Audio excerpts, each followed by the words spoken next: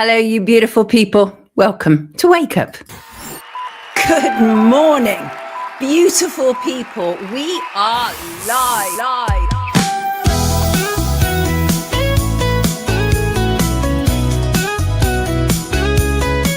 The sun is rising, the sky is blue. Good morning, grand risings. Let's see what's new. It's the time of day for Sonia and crew. Good morning, grand risings. It's time to wake up with Sonia Poulton. Sonia Poulton. It sure is, peeps. It's time to wake up with me, Sonia P. How are you doing? Welcome to the show that knows they may be doing everything they can to ramp us up again, but we have the power to discern truth from fiction and real from propaganda. And that is my aim today. And welcome to Joe. Joe Robinson is in the comments. Good morning, Sonia. My first live at 9. I'm catching. Yeah. Welcome her in, fam. And Brett says first, F-U-R-S-T. Do love it. How are you? Today is the 6th anniversary of the UK lockdown. And there's a strong sense of deja vu in the air. And I took this image last week. I think it sums up pretty much what is being revisited on us. Panic buy toilet rolls, not ink. Thank you so much for that, Hewlett Packard. Not. Hey all, how are you all in the comments? Good morning to you all. Hey, Sylvia's first live as well. Wonderful, wonderful. Hello, Michelle and Nikki and B and Summer Breeze and Bass Driver. How are you all, you beautiful people? Hello, Mark. How are you, love? How are you, everybody? Marco, thank you, Swiss Miss, for that early super chat. London Lady, Aqua Boy. Do you know what, Renat? I did have a wonderful weekend. Thank you so much. And Humphrey, hello, and TTC and Randy and Robert and you name it. And Drum, did you see my message? Did you see my message about whether that is your music or not? Do let me know. I've got it on standby. And thank you for being here, everybody. And wherever you're watching us, really, whether you're on YouTube or Rumble or on Spotify or watching this as a clip, wherever you are, have I still got my clips in? You can never tell. I'm far from an auto cutie, am I? I'm far from it. But anyway, so what's on today's show? We will be joined by director and writer Des Henderson. He'll be talking about his powerful documentary, Lost Boys Belfast Missing Children, which really essentially involves the troubles in Northern Ireland, paedophiles and state collusion. It's a terrible, terrible combination for vulnerable children. And we'll also be joined by journalist PADDY French, who will be talking to us about his 10-year relationship with actor John Alford. And he'll be talking about the events surrounding John's death, thoughts on Rupert Murdoch, thoughts on John's recent conviction. He'd been in prison for a short while and then he was found dead in his bed, apparently. So we will be talking about that with somebody who knows far more than I do. And also we'll be looking at this week's events and last week's events, Meningitis media. Goodness me, that's been interesting. They've literally sort of blown through it in a week. Yesterday, we were being told, we think we might be misdiagnosing people. You think? We'll also be talking about the Hope Not Hate offender, comic relief. It's done. It's dusted. Wind turbine rollout and the decriminalisation of abortion. What does it really mean? And today, UN Special Rapporteur Francesca Albanese will present a new report, Torture and Genocide, and I'll be commenting on that. And I'll also be commenting on Wake Up viewer Lucy, on the story behind the meningitis mania in the news this week. Lucy's daughter was at the Canterbury nightclub. At the heart of the story, she was sick and admitted to hospital. Thankfully, Lucy is a critical thinker and is able to give us another view from the front line, which is absolutely worth hearing. And the sky, they're back. Yes, you've told me in your droves, and I will be showing some of your images today. And viewer Jan has some thoughts on palm oil, and I think they're worth sharing. And at the end, we'll be talking about Reminisce and Release. We keep being told, the good old days were so much better than now. But were they really? Were they really? So that's our show. Thank you for being here. We do news different around here. And you know why? Because someone had to. And that someone is me. Thank you again for being here. I do love you people. Yes, indeed, I do. I want to refer back to a comment that I made on Friday because it might have come out as more flippant than I intended it to. And what it was about Iran. And I think it was Simon who'd asked in the comments whether we were going to be covering it on Monday, or at least said, is Warren going to be on? Obviously, Warren Thornton covers a lot of geopolitical stuff, and he's brilliant. And I love him, and I love having him on Wake Up. However, what I've become acutely aware of is that there is a lot of feeding into the war machine. This has nothing to do with Warren. This is just my take on what has taken place. And I don't think it's always that good for me or for my viewers. And so I'm being very careful at the moment. And I actually heard a quote from Prince, really important quote. And he said, I don't think we're supposed to be watching TV and taking on all the world's problems. Turn it off, even for a day.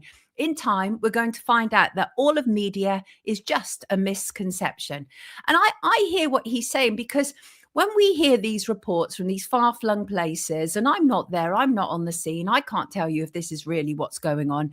And I think we get a sense of helplessness, don't we? And that's not to say we're going to be turning our back on what's going on in the world, not at all.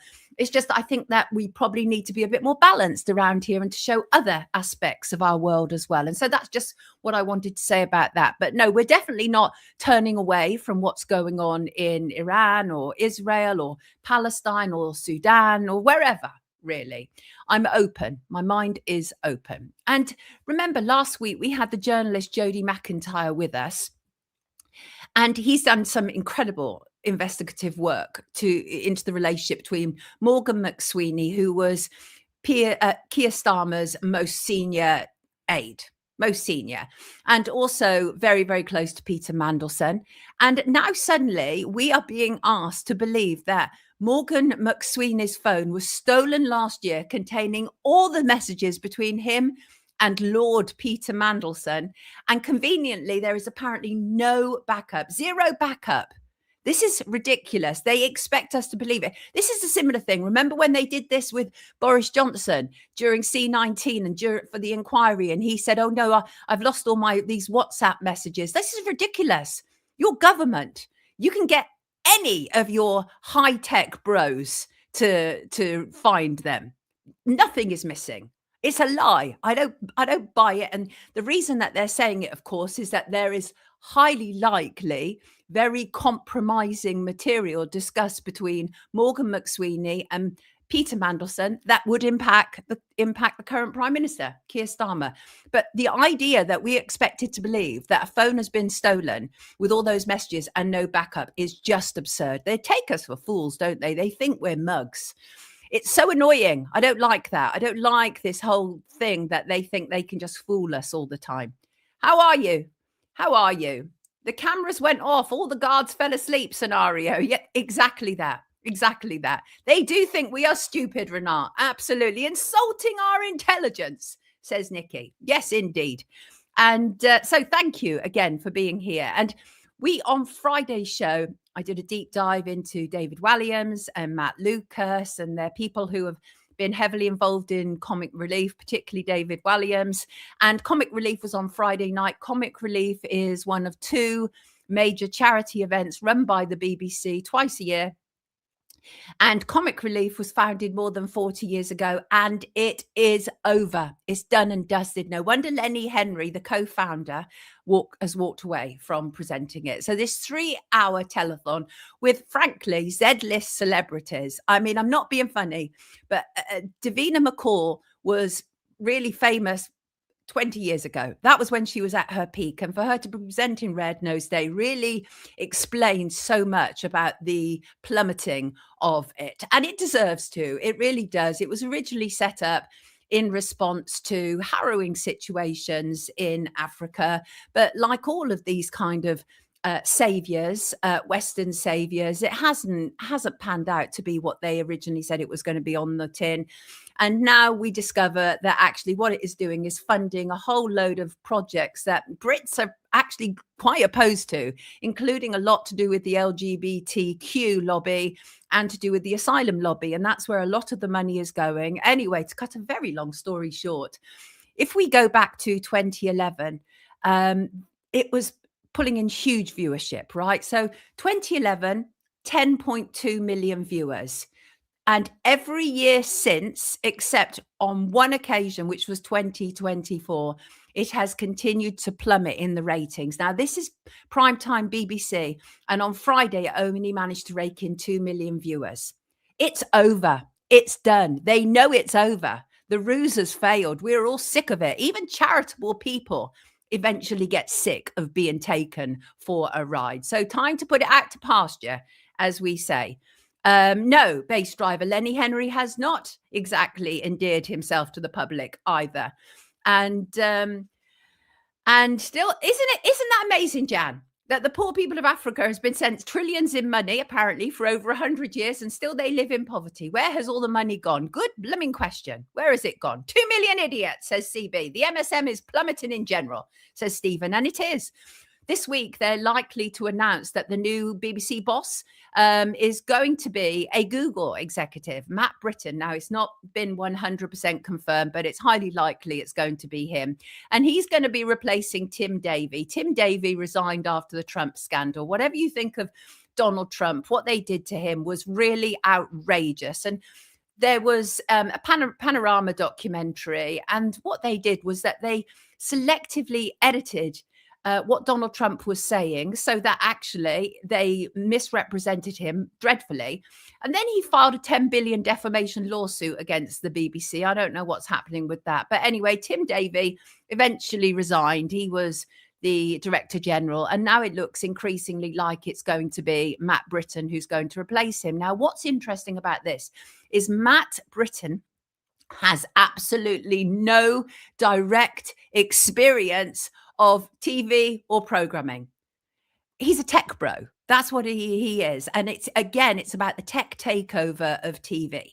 He's a Google man. He actually, in 2017, he told the Royal Television Society that he didn't believe that the Google-owned YouTube should be regulated like broadcasters. I have to agree. I tend to agree. Although that doesn't mean that people should just be able to say whatever they want without any repercussions. There are consequences, but I think it's a very bad idea that online we are being monitored and regulated in the same way as TV. I think that's really problematic. And so, because what's happening, one of the reasons that they have to bring in somebody new is they really need to make sure that they continue with the license fee. Next year, it's the end of the Royal Charter looms in 2027. So that's problematic for them because the Royal Charter guarantees them all manner of things, including being publicly funded. So they're bringing in somebody new in the hope that we can all forget everything that has previously gone on at the BBC. Ho, ho, ha, ha.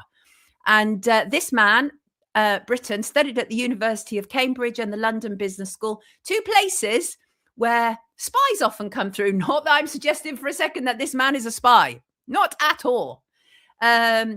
Absolutely. Yes, Ofcom is ridiculous. Absolutely ridiculous. And especially with its Online Harms Act, more of which shortly. And briefly to say, I absolutely deplore Ed Miliband. He's just an awful human being. He's the Energy Secretary.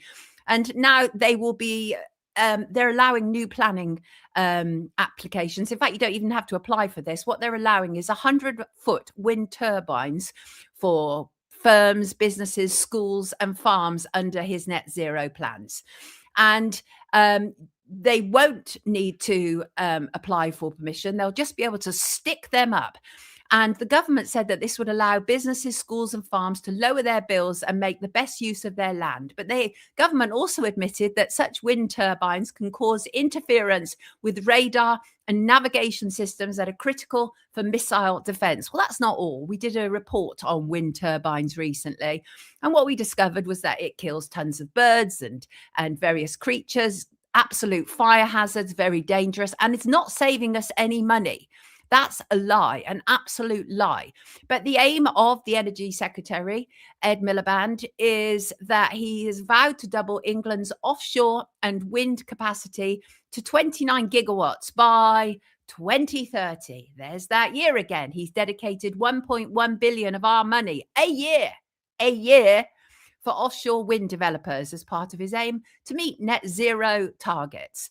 And as I say, owners will be allowed to mount wind turbines on their homes. And it's quite unnerving, actually, what they're doing. They're killing the birds.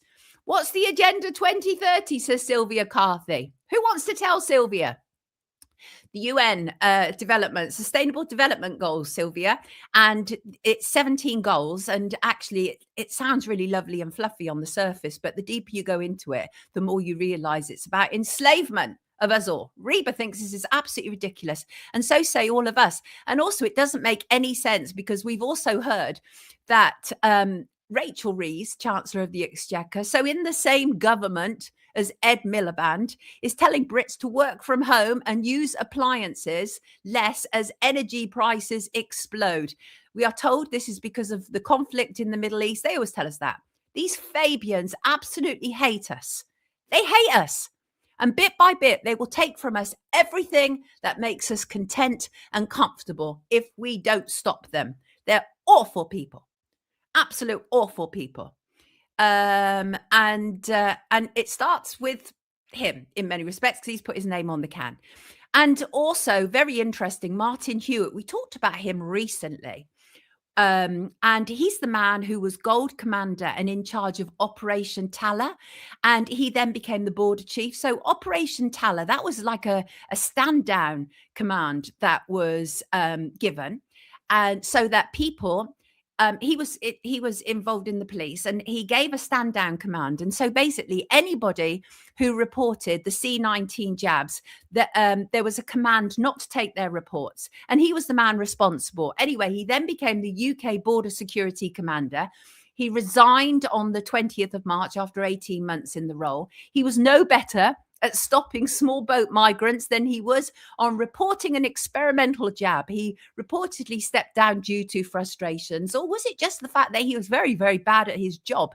Because during the time that he was there, which began in September 2024, approximately 58,910 migrants arrived in the UK via small boats. And that's the second highest annual total on record. I mean, when you actually have a job and it's your job to stop this happening and you can't, no wonder you're out of the job. But I bet you he's gone with a nice payoff. It's disgusting. Sylvia wants to know if I've done a deep dive into Hugh Edwards. She doesn't know because she's new to the channel. Have I done a deep dive? I talked about him loads, Sylvia, but not a very specific one for him. And also, very briefly, I find the demonisation of Dr. David Cartland to be most unedifying, absolutely disgusting. Mainstream media is now running with this whole idea that he is a disgraced doctor, and the way that they're writing it makes him look really problematic around children, which is not true. He was on with us the other week. There is a separate video. I'll put a link in the description which explains it all. But you've had, like, the Mirror, for example, FA banned disgraced former GP from refereeing football matches after social media posts. And they don't bother to carry the details that this man has been hounded to hell and back. Absolutely awful stuff. Cruel. It's really cruel stuff what they've done. And but thankfully has a good big following on social media, so he is able to rally the troops to a certain degree, but they're absolutely determined to get him. And as I say, there is a separate video and you can find it. What else? Did you watched his latest interview? CB says Dr. Cartland is a bloody hero. Well, not according to mainstream media, because mainstream media cannot acknowledge anybody like a David Cartland, because as we know, they were completely compromised during C-19. It is absolutely similar to Andrew Wakefield, 100% based. Yes, it is. And Nikki, if you're not feeling very well, get well soon, love. And there was a lot of stuff that was said last week about the decriminalisation of full-term abortion, and it's not great. It's not great stuff, but I have very mixed feelings. I have extremely mixed feelings. Now, let me explain to you. In England, abortion is legal up to 23 weeks and 6 days of pregnancy under the Abortion Act 1967, provided that two doctors agree if it meets the specific criteria, such as preventing physical or mental harm to the woman. And women who have late abortions, which often they conduct themselves either via pills or more drastic measures, which put their lives in jeopardy, have been liable to significant prison terms, up to life, actually. And so the idea is that essentially Tonia Antoniazzi, who is she's the MP for Gower. She tabled new clause NC1, which was actually the successful amendment. In addition to that, Stella Creasy, who is the MP for Walthamstow, had tabled a new clause, which was kind of like aimed to remove all criminal penalties. So let me just explain it to you. Tonia's tabled motion, which was successful, specifically removes criminal liability for the woman, but maintains punishment for medical professionals or third parties who act outside the existing law. It was backed by over 170 cross-party MPs and major healthcare bodies like the British Medical Association and the Royal College of Obstetricians and Gynecologists. Now, obviously, on the face of it, I hate this idea, that the idea that you can essentially kill a baby right up to birth is beyond horrendous. And I cannot support that. Obviously, I cannot. However, Stella Creasy wanted to go further, and she wanted to enshrine abortion as a human right, which would have removed criminal penalties for both women and medical professionals. And as I say, I don't support it, but I also understand that some women find themselves in impossible situations, and this may apply. So is criminalizing a woman who takes such a drastic measure that she's prepared to essentially potentially kill herself? And abortion on its own is already an emotional setback, a highly emotive topic. And I'm concerned either way. I don't understand why you would get to a situation all the way up to birth where you suddenly decide that you can no longer have this. It's very difficult. But the problem is, because I've never been in that situation, I can't fully understand it. And I don't pretend to understand it. But I'm sure that there are some women, perhaps women who've been raped, perhaps women in different cultures. I don't know. I'm sure there are some women who will keep on being pregnant, and then they will order pills to abort the fetus, and it's awful. It is dreadful. I know it's horrible. I mean, I can't, as I say, I can't support it. I really can't. But I want to understand more about the type of mentality that would think that's okay to do that. That's all I'm saying. I would like to understand more about that. Steve said it's murder, full stop. And just to be absolutely clear, this does not alter abortion law. Although there are exceptions after 24 weeks, abortion is allowed after 24 weeks in very limited circumstances, which we are told is to save the woman's life, prevent grave permanent injury, or in cases of severe fetal disability. And I think the problem is, for many people, is that women are being criminally prosecuted on suspicion of ending their own pregnancy. And it's based on a law that came into power before these women were even born. But it's awful. Women are being railroaded into late termination if their child is disabled, says Rachel. Rachel, you do have some understanding about disability, I believe, right?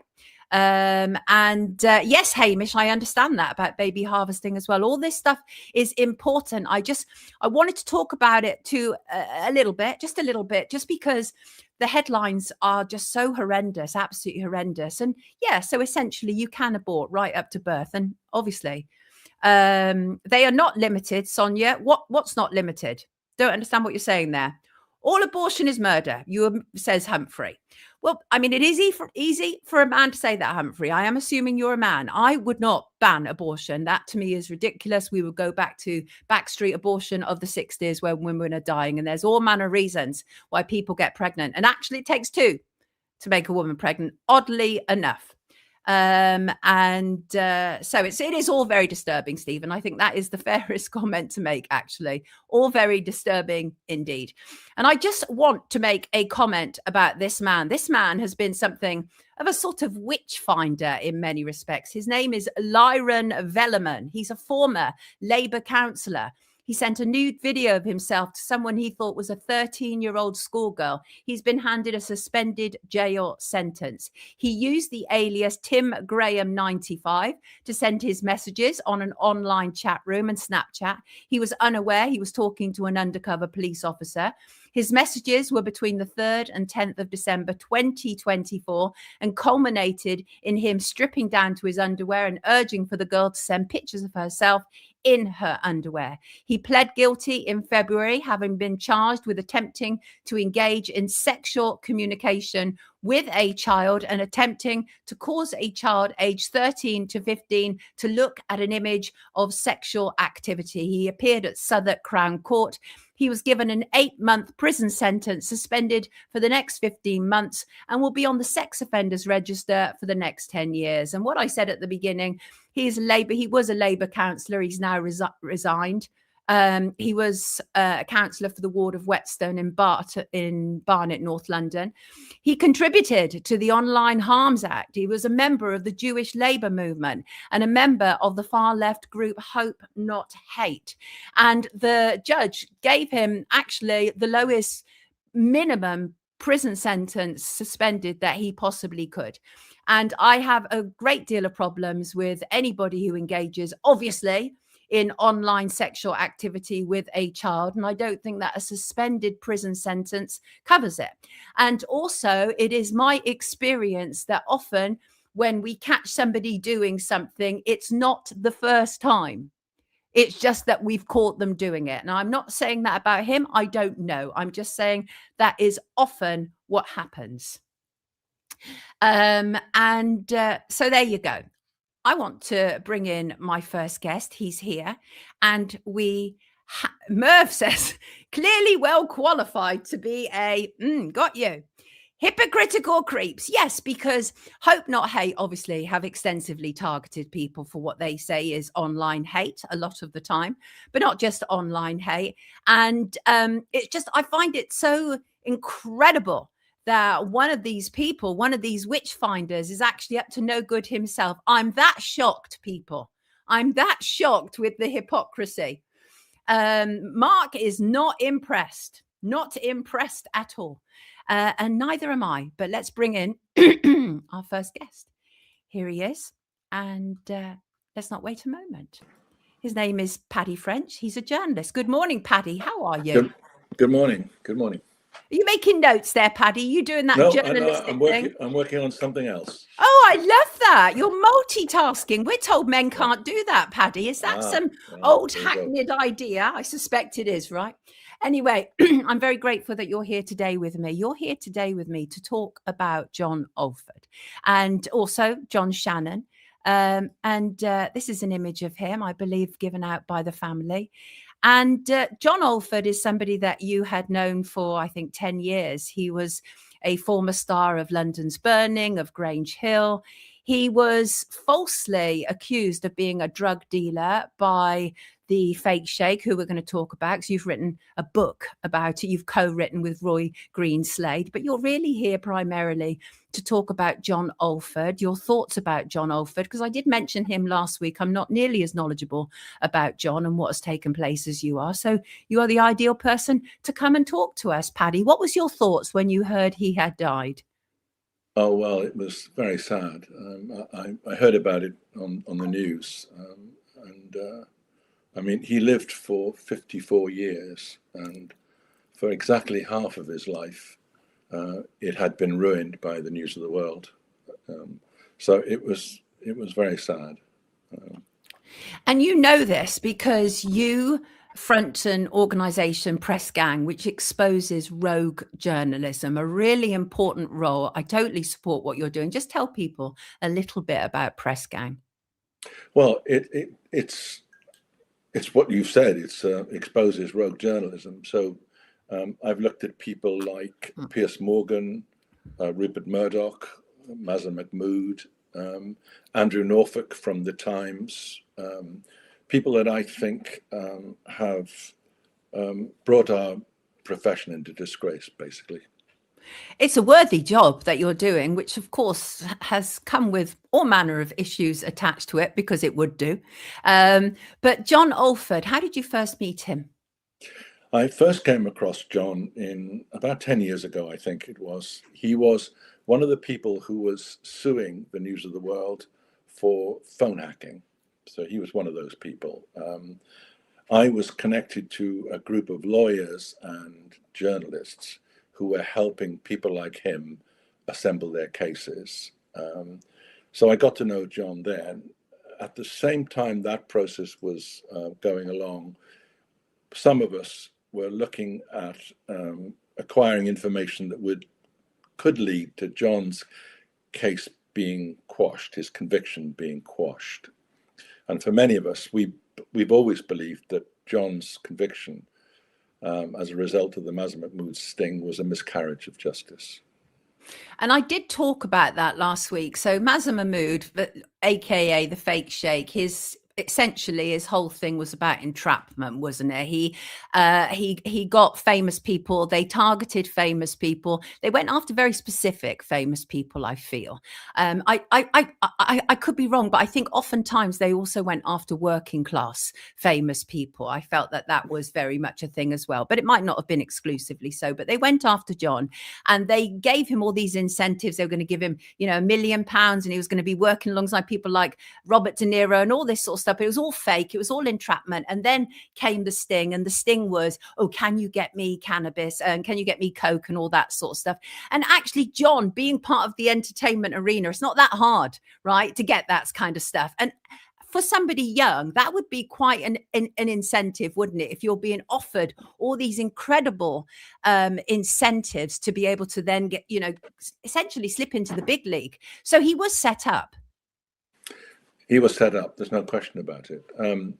I mean, you have to remember this. There are some very odd things about this. First of all, Mazza Mahmood gave John £300 of Rupert Murdoch's money to go and buy drugs. I mean, you just what kind of journalism is that, where you're giving someone your proprietor's money to go and buy drugs? So yeah, he was technically guilty, of course, but really, it shouldn't have been allowed to happen. It shouldn't have been allowed to happen. And actually, it's funny because I don't think I've ever heard that he gave him money. That has never been a big feature of the story, oddly enough. But you obviously have done everything you humanly can. He was convicted, wasn't he? He served 6 weeks of a 9-month sentence, I think, in 1999. And then we heard last week that he was convicted, wasn't he, at the start of this year? What can you tell us about that? Because he was found obviously dead in prison. I don't know that much about the case. He was convicted of sexually assaulting 2 young girls, and found guilty and imprisoned, as you say. When the news broke, like many of my colleagues, I thought, well, this is an open and shut case, and that's what it is, sort of thing. And then I started to talk to people, and it became clear that this wasn't as clear cut as you might think it was. And in particular, I was sent a statement. Before I say that, I ought to say that in talking about this case, people have to be very careful. The girls involved have anonymity for life. You can't name them, and you can't publish anything that leads to them being identified, and you can go to prison for this. So that's just a warning for people watching this. And I have seen people actually name the girls online and speculate in all kinds of conspiracy theories. So back to the case. So I was sent a statement that was taken by the police, but not given in evidence at the trial.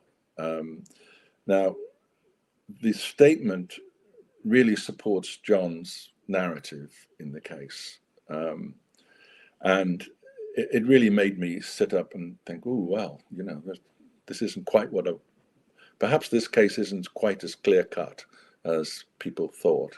So the thing is that in the trial, as far as I understand it, and I haven't read all the papers yet, so it's quite difficult to be specific, but as I understand it, the case turned upon the word of the girls against John's. So you had these 2 narratives, as it were. There was no physical evidence, so it was their word against his. The jury was out for 13 hours. They couldn't agree on a unanimous verdict, so they came back with a guilty verdict of 10-2. Now, the question for me is this. If this statement had been given in court, and if it does what some people think it does, which is to prove that John's version of events is true, then it may be the case that some of the jurors might have changed their mind. And you have to remember, you only need one juror to change their mind to make the verdict 9-3, which is in effect a hung jury. It's also possible that the statement would have persuaded a majority of the jury to find him not guilty. I don't know yet. All I know is that there is something going on here that I think that I owe it to John to try and find out. He maintained his innocence throughout, didn't he? And then what we saw was this front page and TV pedo Alford dead in jail. How long had he been in jail for? A couple of weeks. Like no time at all. So it's very odd circumstances, and we don't yet know the cause of death. But there are also many questions to arise out of this front page, aren't there, Paddy? What are some of the issues that you had when you saw it? Well, I just thought it was just the Murdoch papers as vultures, just descending on his corpse to feed on it, as they had fed on his body during life. It was just awful. The amazing thing is that this coverage, which was a front page and 2 inside pages, was really very similar to what they did back in 1997, the original sting, the cocaine sting. And I mean, it just beggars belief that people can do this. The other thing that the article didn't do, it said that all it would say about the original case was that John had been convicted and went to prison. They didn't say anything about the. It's so poor. It is. Because it's such a huge part of his life and what may have eventually led to the spiral. We don't know any of that. And we also don't know how the newspaper got this, whether the Sun paid for the information. And you've attempted to get answers to this. Well, any luck? No, in a word, no. But that's pretty much always been my experience, and Roy Greenslate's as well, that they very, very rarely comment on these things. So what we are told, according to the newspaper, is he was unresponsive on his bed when staff opened his cell door on Friday at Category C HMP Burnley in Norwich. Medics were called. A source told The Sun he didn't wake up in the morning. He was in his bed and they thought he was just asleep. So there's a source, it would appear, inside the prison. And you know as well as I do as a journalist that people usually get paid for their source information, especially insiders, so highly likely. And that would be a problem. Why, Paddy? Well, because it's a criminal offence to give out information if you work for the prison service. You're just not allowed to do it. And was he planning to appeal this conviction? Yes, he was. And that's part of the reason why I got involved in his latest case, was that he was planning to appeal in both cases. So the earlier one, and he was actively pursuing an appeal in this latest case. So he was planning appeal for both of them. Well, you can see why Murdoch's paper couldn't wait to run with that information and on the front cover as well, because obviously they don't want to be held responsible for anything. But the reality is Meza Mahmood has been held accountable, hasn't he? Talk to us about some of the background here and about your book. I know I've got the cover here somewhere. Here it is. There it is. Rogue, the rise and fall of Meza fake Sheikh Mahmood. This guy destroyed a lot of lives, didn't he? He did. He did indeed. And I should say that between us, Roy Greenslade and I, we're probably the experts on Meza Mahmood, sadly. We've probably got 50 years experience of watching this scoundrel at work. And when we started to compile the book, we expected it to be bad. We expected the story to be bad, but we didn't expect it to be quite as bad as it turned out. I mean, this was really a crook masquerading as a journalist. And a huge name for then News of the World, which then folded and then resurfaced as The Sun on Sunday. So nothing really changed. But he was a huge name, wasn't he? And his stings were infamous. But the reality is, as you say, I mean, eventually he was criminalised himself, wasn't he? He was. Just to go back to it, when the News of the World closed, one of the people who emerged untarnished was Mazen Mahmood.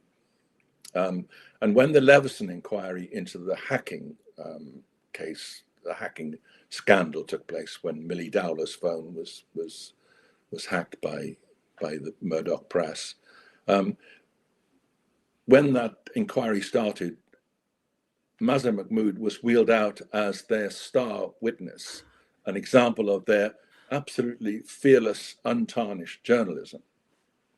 And in his testimony, he did two things, which both Roy and I picked up on. One was Roy's, one was mine. But I'll talk about Roy's in a minute. But mine was that before the News of the World closed, and indeed as it closed, the paper claimed that Mazen Mahmood had, his stories had led to the conviction of 250 people. Quite a claim. Now, I never believed that. I just took that as tabloid exaggeration sort of thing.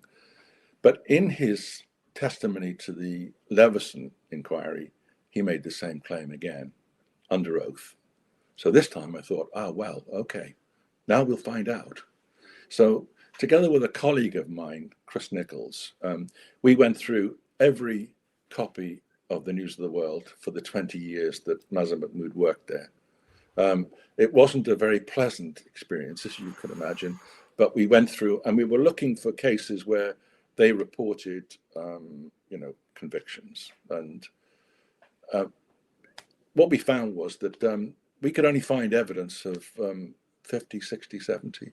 So he'd clearly lied to the Leveson inquiry, and he had to make a statement to apologize for getting it wrong. And he wheeled out all kinds of weasel words to sort of say, it was this and that, whatever. But he had to admit that he was wrong.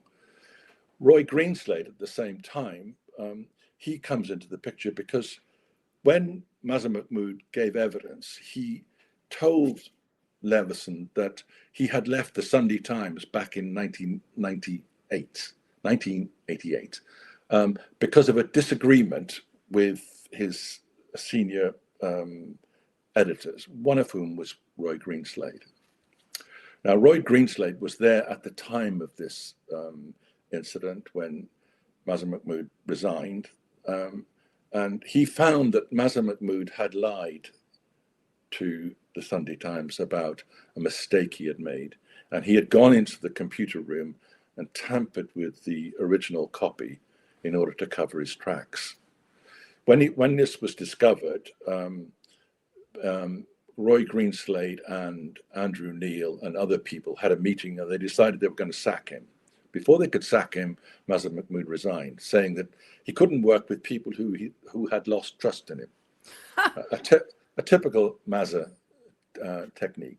Anyway, so Roy then writes to the Leveson inquiry saying this wasn't a disagreement. This was a serious journalistic mistake.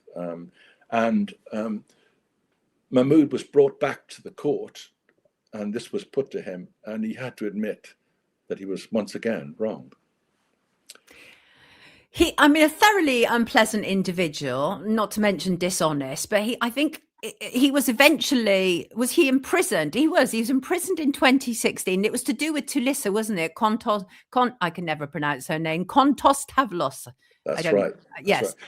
Right. It's worth going back a bit because as the Leveson inquiry material emerged, I started to take a really good long dive into Mahmood's activities.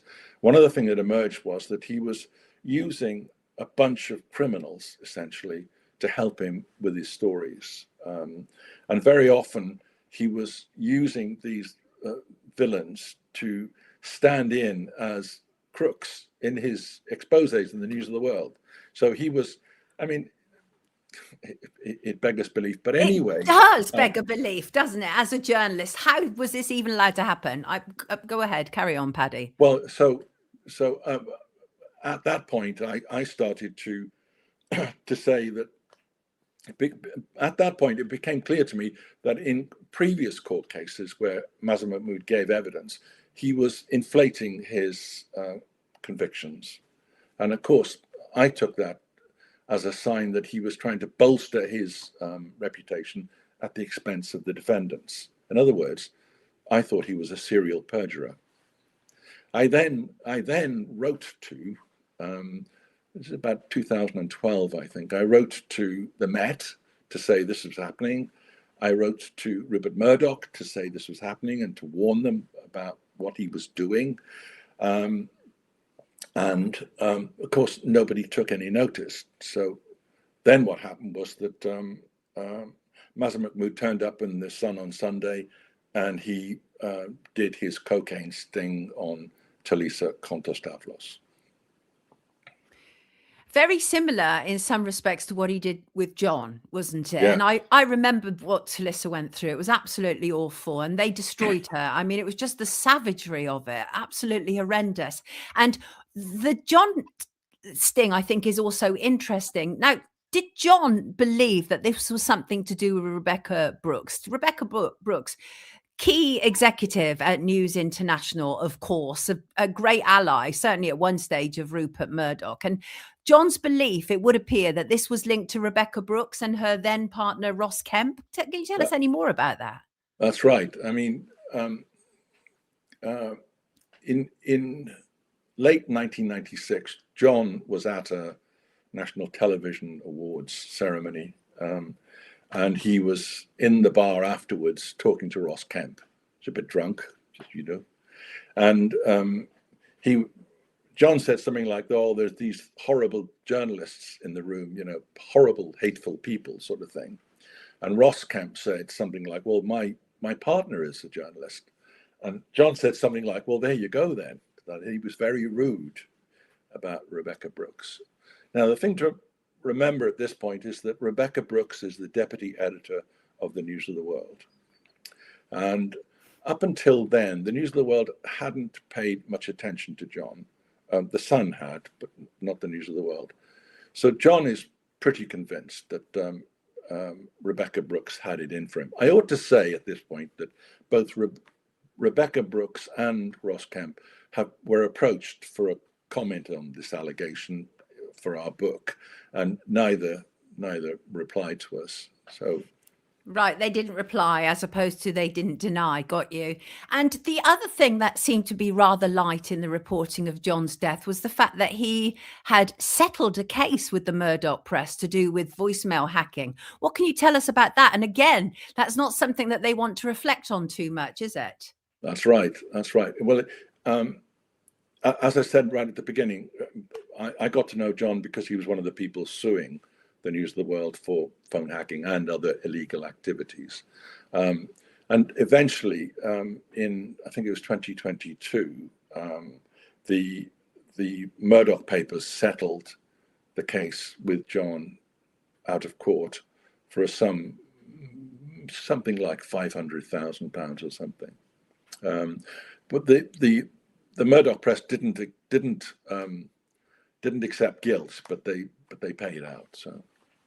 So just to be clear, you absolutely know that the first conviction was problematic and needs to, I mean, can it be overturned in death? What can they do in death? Yes, both convictions, the 1997 one and the recent one, they can be quashed after death. So, yeah. Give us a personal idea of what he was going through, because it's very difficult for people to understand what it might be like when a major national and international newspaper sets its focus on you and wants to bring you down. That must be so hard to deal with. What can you tell us about that from John's perspective, how he was handling that? Well, you can only guess, can't you? I mean, no. I just don't know. But what I will say is that in the process of assembling the information for the appeal against the first conviction. The team that I was working with, we discovered that one of the key witnesses in John's trial, the cocaine trial, 1999 was the actual case. One of the key witnesses in that trial later retracted her statement and said that she had lied in court, and she had lied in court to support Mazza Mahmood's version of events. Now you have to go back to the actual case, and what John has always said was that there was a dinner during the evening where he was caught, during the sting evening. It was the dinner at the Savoy, and he says that he started to express real cold feet about buying the drugs, sort of thing. And this witness who was there says that she went over the top to try and persuade him to buy the drugs. And part of that was to say that she pretended to be a lesbian, she had a girlfriend, and that she was pretty sure she could persuade her girlfriend to have a threesome with John. So anyway, so we have this statement, and in her statement, she says that Mazza Mahmood was so worried about her changing her story, and indeed she broke down in court. She was in tears in court. Mazza Mahmood was so worried about her that she says that he had bodyguards at the back of the court to intimidate her. This is Sarah, is it, you're talking about? It is, it is. So she retracted her statement supporting Mahmood in the end, didn't she? She did. Extraordinary stuff. And also it's really hard when I actually look back on it. John was only in his late 20, like 27 or 26 when all this was happening. That's around the same age as my daughter. I cannot imagine what it would be like for one so young to be subject to all of that. I mean, it's fairly horrendous stuff. It really is. And I mean, I'm going to read you some of the quotes, right? Reba says, I always think it's sad, though, quashing after death. They lived a nightmare if the conviction was wrong.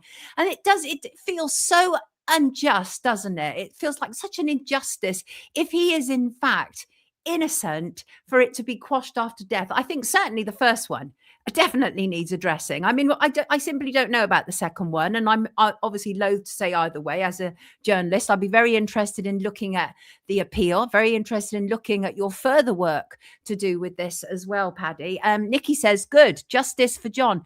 There are a lot of people, when I mentioned John's name last week, who really responded saying that they felt something was off. People feel in their gut something is off to do with all of this. And so when's the inquest? Do we know anything about that? We don't. And there will also be an inquiry. There's always an inquiry when someone dies in prison, separate to the inquest, but we don't know. I suppose one of the things that is shocking about the whole affair is that John was just one of many victims, right. But he was very unusual in the sheer vindictiveness of the way the News of the World approached him. And of course, that lends credence to the idea that Rebecca Brooks was behind it. Well, we don't know. But for example, in the 1997 sting, the News of the World accused him of being a cocaine dealer. He wasn't a cocaine dealer. He had stopped using cocaine a couple of years ago. So they accused him of something that he wasn't.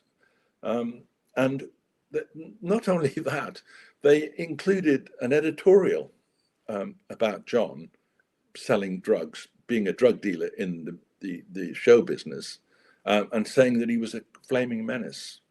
Now, that same level of vindictiveness, I think, is what they showed when they covered John's death recently.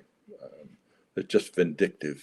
Yeah, they're sociopaths oftentimes, these people who are running these kind of newsrooms. I've encountered them a lot, as I'm sure you have, over the decades. And so, Paddy, what do you want my viewers to know about John Alford? And his real name is John Shannon, right? Yeah, John Shannon. His stage name was John Alford. Well, I mean, it's a tragedy that didn't need to happen. I mean, when the sting took place, John was 27, as you say. He'd been a star for well, more than a decade, and he had 3 hit records in the top 30. I mean, he was a big deal in 1997. Yeah. After this thing, he was finished. I mean, you just think, well, what can you say? I mean, the trouble is that, of course, it sort of it makes you despair of journalism, and particularly the Murdoch journalism. There's no level they won't stoop to get their way. Well, Aquaboy agrees with you, says another life ruined by the scumbag Murdoch family, sickening. And that is the problem, is that once they decide that they are going after somebody, they go after them with their full might. And it's very, very hard, especially for a 27-year-old lad, for goodness sake. I find that really egregious. And I am not at all surprised that you're out here and you want some justice. I think that's absolutely vital. And so where is Mazza Mahmood these days? He's not still locked up, is he? Oh, well, Mazza Mahmood is a millionaire, maybe a multi-millionaire, and we tracked him down to a flat overlooking the Thames in Windsor. But I was going to say something else. What was it?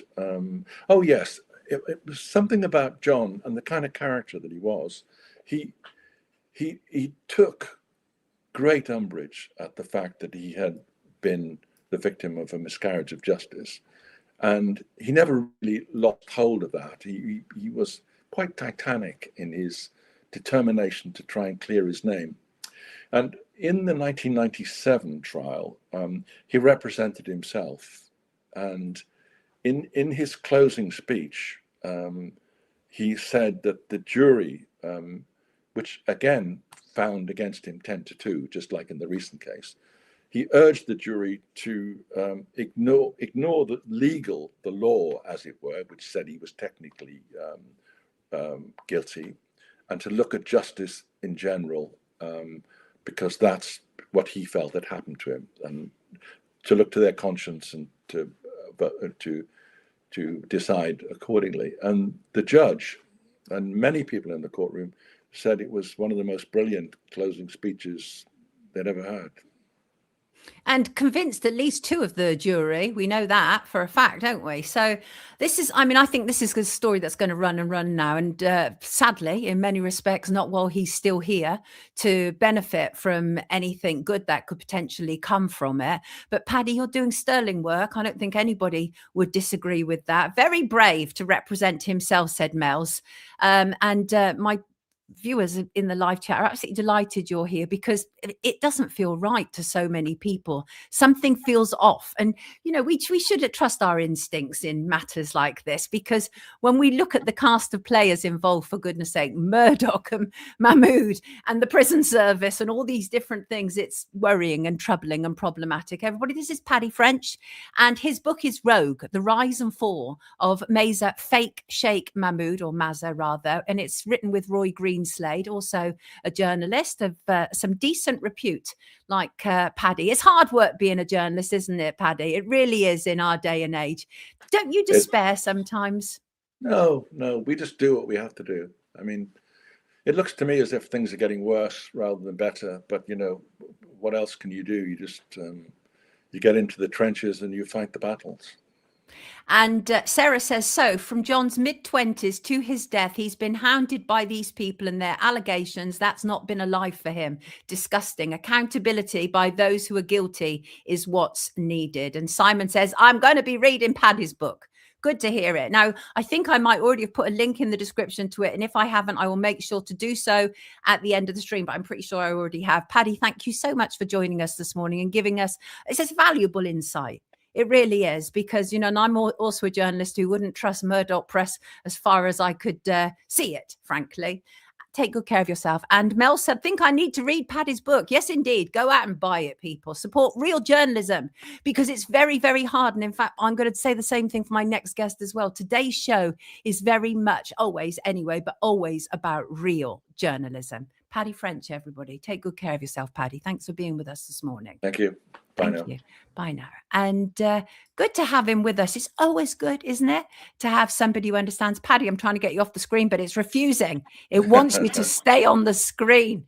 Let me just try this. Let me try this. There you go. There you go. And I've got John, who's come up in the middle of my face. Fantastic. Interesting stuff, right? Thank you, Paddy, says Drumstick. And Simon says, brave and valuable right now. Shin says, what a sad story. I have 4-month-old twins on me, but my hands are finally free. Mark says, like Hotel California, you can check out at any time you like, but you just can't never leave. I hear that indeed. Thank you for being here, you wonderful people. Humphrey says, bless you. John, come up, TTC, behave yourself.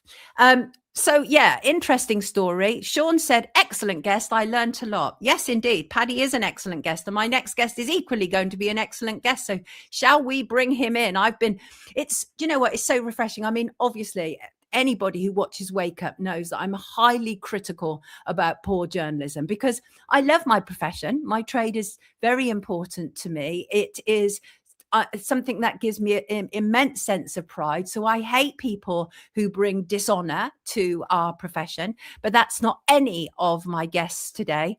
And everything is happening so quickly, says Giant Panda. Well, that might be just life. And Paddy, I still see you there. Let me, there he goes. There we go. There we go. There you go. I've got Des in the green room and I want to bring him in now. And here we go. Hello, Des. How are you? Hello. Good morning. Good morning to you too. Well. What a morning we are having. Everybody, this is Des Henderson. He's the writer and director of Lost Boys, Belfast's Missing Children. It was originally called something else, wasn't it, Des? Yeah, like this, it's went through a few titles, as it These does. things usually do, but we settled on that as kind of the title that I think that kind of gets to the heart of what we're dealing with, child disappearances in Belfast during the 1970s. Very powerful story indeed. Obviously, it's primarily centered about 4 young lads who disappeared during the times of the Troubles.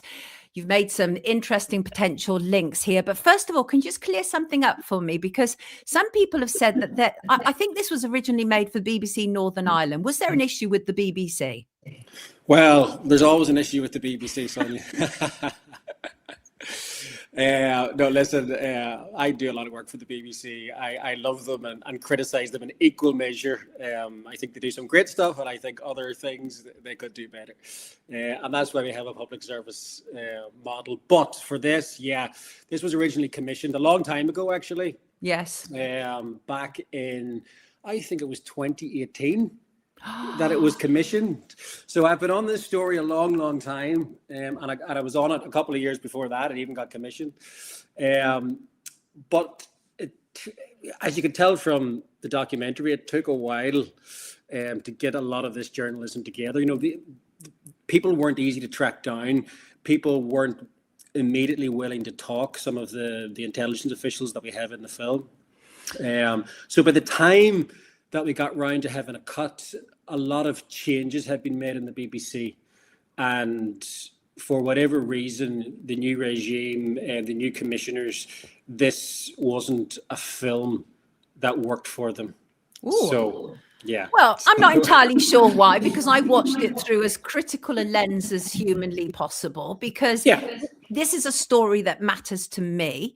And it matters to me in part because these are issues that I also research. I made a film called Paedophiles in Parliament, which has some similarities to what you're talking about. So let's talk about it. You have presenter Robert Giles, right? He's a local criminologist, he's author. He was also trying to find out what happened to the boys, wasn't he? That you encountered him. But let me just quickly give some brief background. So this was from the winter of 1969, and young boys started to disappear from the streets of Belfast, and they were never to be seen again. And by 1974, and obviously during the Troubles that was taking place, it was then 5 boys in total who had vanished within a 5-mile radius of each other.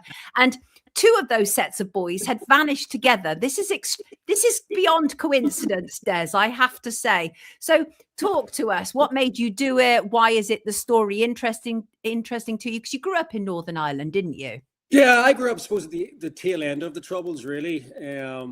So whilst I wasn't, in the heart of it, I did grow up in a place, Portadown, the Garvaghey Road, which, at the tail end of the Troubles, if anyone knows it, it was pretty wild.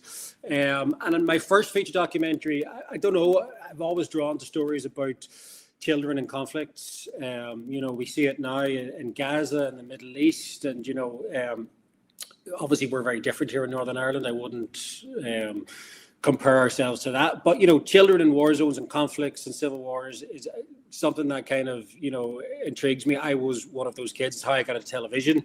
Growing up in that environment is my first kind of exposure to television cameras and reporters and things like that. Kate 80 coming to our house and estate and reporting on the conflict. So I've always, for some reason, had an interest in it. And my first feature documentary was about children being taken out of Northern Ireland to America for a summer to get away from the bullets and the bombs. That kind of directly brought me to this story. Someone had talked to me about oh, did you hear about all those children who went missing during the Troubles? And I was like, no, I didn't. Let me go and find out. And the first thing that you usually do is you get onto Google and you search, missing children Troubles. And at that time, back in 2015, 2016, when you searched for these things, there was a list of 13 or 14 missing children, vanished without a trace. And I was like, geez, and there was a small Reddit thread on these kids, and there was nothing else. Okay. And I took that as my starting point. Now, when you kind of search through the fog of these things and the kind of the internet chat rooms, and of which there was very little, we tracked down quite a number of those kids who were still alive and living normal lives. The Troubles was a very difficult time. A lot of things got lost in the fog of war, for the want of a better phrase. But, if the Belfast Telegraph or if, a newspaper in Coleraine or Derry had maybe reported on a child going missing, a very small little paragraph. We looked through all the archives, small little paragraph on a child going missing. If that child had been found, it wasn't necessarily a follow-up article, because the news was moving so quickly. So it was always just assumed then that child was missing, vanished, right? But basically what we got down to was, still a horrifying reality. There were 4 children who had vanished without a trace, hadn't been found, no trace had been found, but also there was no... For what we could see, there was no investigation. There was no public announcements of a follow-up or anything. There was a little, go on ahead. It was weird because at the start of your documentary, when you're going through kind of like microfiche of newspapers and everything, it's the smallest little article, I think, to do with John Rogers and Thomas Spence. No image, very small, hardly noted at all, right? So let's start working through them, because I really think it's so fascinating what you found out. I think you've taken this story on to the next level. It's really important. I think you've made connections that haven't necessarily been previously made, even though people involved, Martin Dillon, Colin Wallace, brilliant people. I've interviewed them. They've been involved. Yeah. Great guys. But I think you have taken this to the next level, and that's great. So originally what we were told was John Rogers and Thomas Spence were waiting for a bus to go to school, right? And there was this idea that we were dealing with runaways, right? Yeah, like on Thomas Spence and John Rogers, at least there was something on them. We found that, albeit a small article on page 6 or whatever it was. There was a small article, as you say, no photographs. This was a week after they disappeared, by the way. This small article appeared. So at least there was that, and we could find that. But, for other cases, there was nothing. But that gave us a starting point. And there was some public knowledge of that case, very little, but at least there was some, because there was a search in the early 2000s, of a house. So there was a little bit of kind of public knowledge. And we started with that. And we looked into why, there was such a slow response. the police at the time, to give them their due, I suppose, they were dealing with a lot. There was a lot. And, you know, there was a lot going on. You know, 74, like we're talking really about one of the worst years of the Troubles, you know, bombing, shooting, murders, you know. So kids did run away. I get that. Kids run away. But there was certainly no point or no hope of finding them with an article a week later with no pictures. You know, so it was left to their mothers to kind of go out and search the streets, to no avail, obviously. So, yeah, the police, I think at the time, they were so busy, but also they put this down to they've ran away, they'll be back. And in fact, there's a piece of news archive, which when I watched it, I was completely stunned. You know, this news archive from December. Now, don't forget, these kids went missing in November. So we're talking about 4 or 5 weeks later. There's a UTV news report where the mothers are interviewed. And the reporter says to the mothers, well, the police have now told you that they've been seen and they'll be home for Christmas. Does that make you feel better? Like, yes, I feel better. Like, what was that about? You know, and how did that come about? You know, that's a very murky, unexplained piece of archive that we haven't managed to get to the bottom of, because we interviewed, you see in the film, we interviewed a former detective who had seen those files, who knew what was in those files. We couldn't get access to them. And he said there were no sightings, no reports of any sightings after they'd gone missing from that bus stop. You know, they were waiting at a bus stop going to school one morning in November in 1974, and so what was that archive about? So that was really the start of, like, we had something to hold on to. And okay, right, this is something we can now start to look into. What could possibly, you know, who could possibly be behind it? What was going on at the time in Northern Ireland? And we kind of worked backwards from there, and that got us to another case of missing boys, which, you know, which was Jonathan and David. It did stun me, Jonathan and David's story, because, you know, think of this, you know, 1969, these boys went missing, okay? If you, at that time, if you were to look on the PSNI, Police Service in Northern Ireland, Missing Persons website, don't mention of these boys. You look at their historical cases of missing persons, absolutely no mention of them. Okay. Now I looked this morning actually, and they're on there.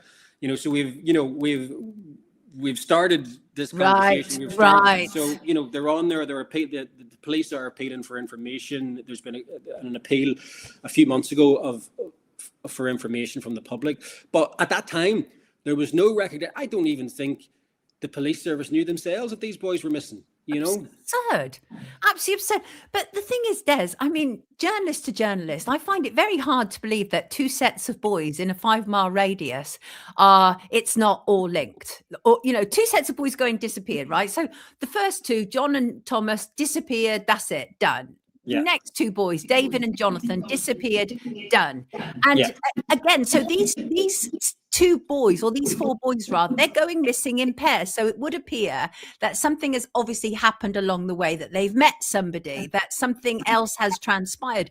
But then there's the 5th boy, which is also very curious, and that is Brian McDermott, a child. Well, just on the two pairs. Just to say, Des, just checking, because I can hear myself coming back at me, oddly enough. Is the computer... the show, we're just right, okay, it's all good this end. I'm not sure. Fine.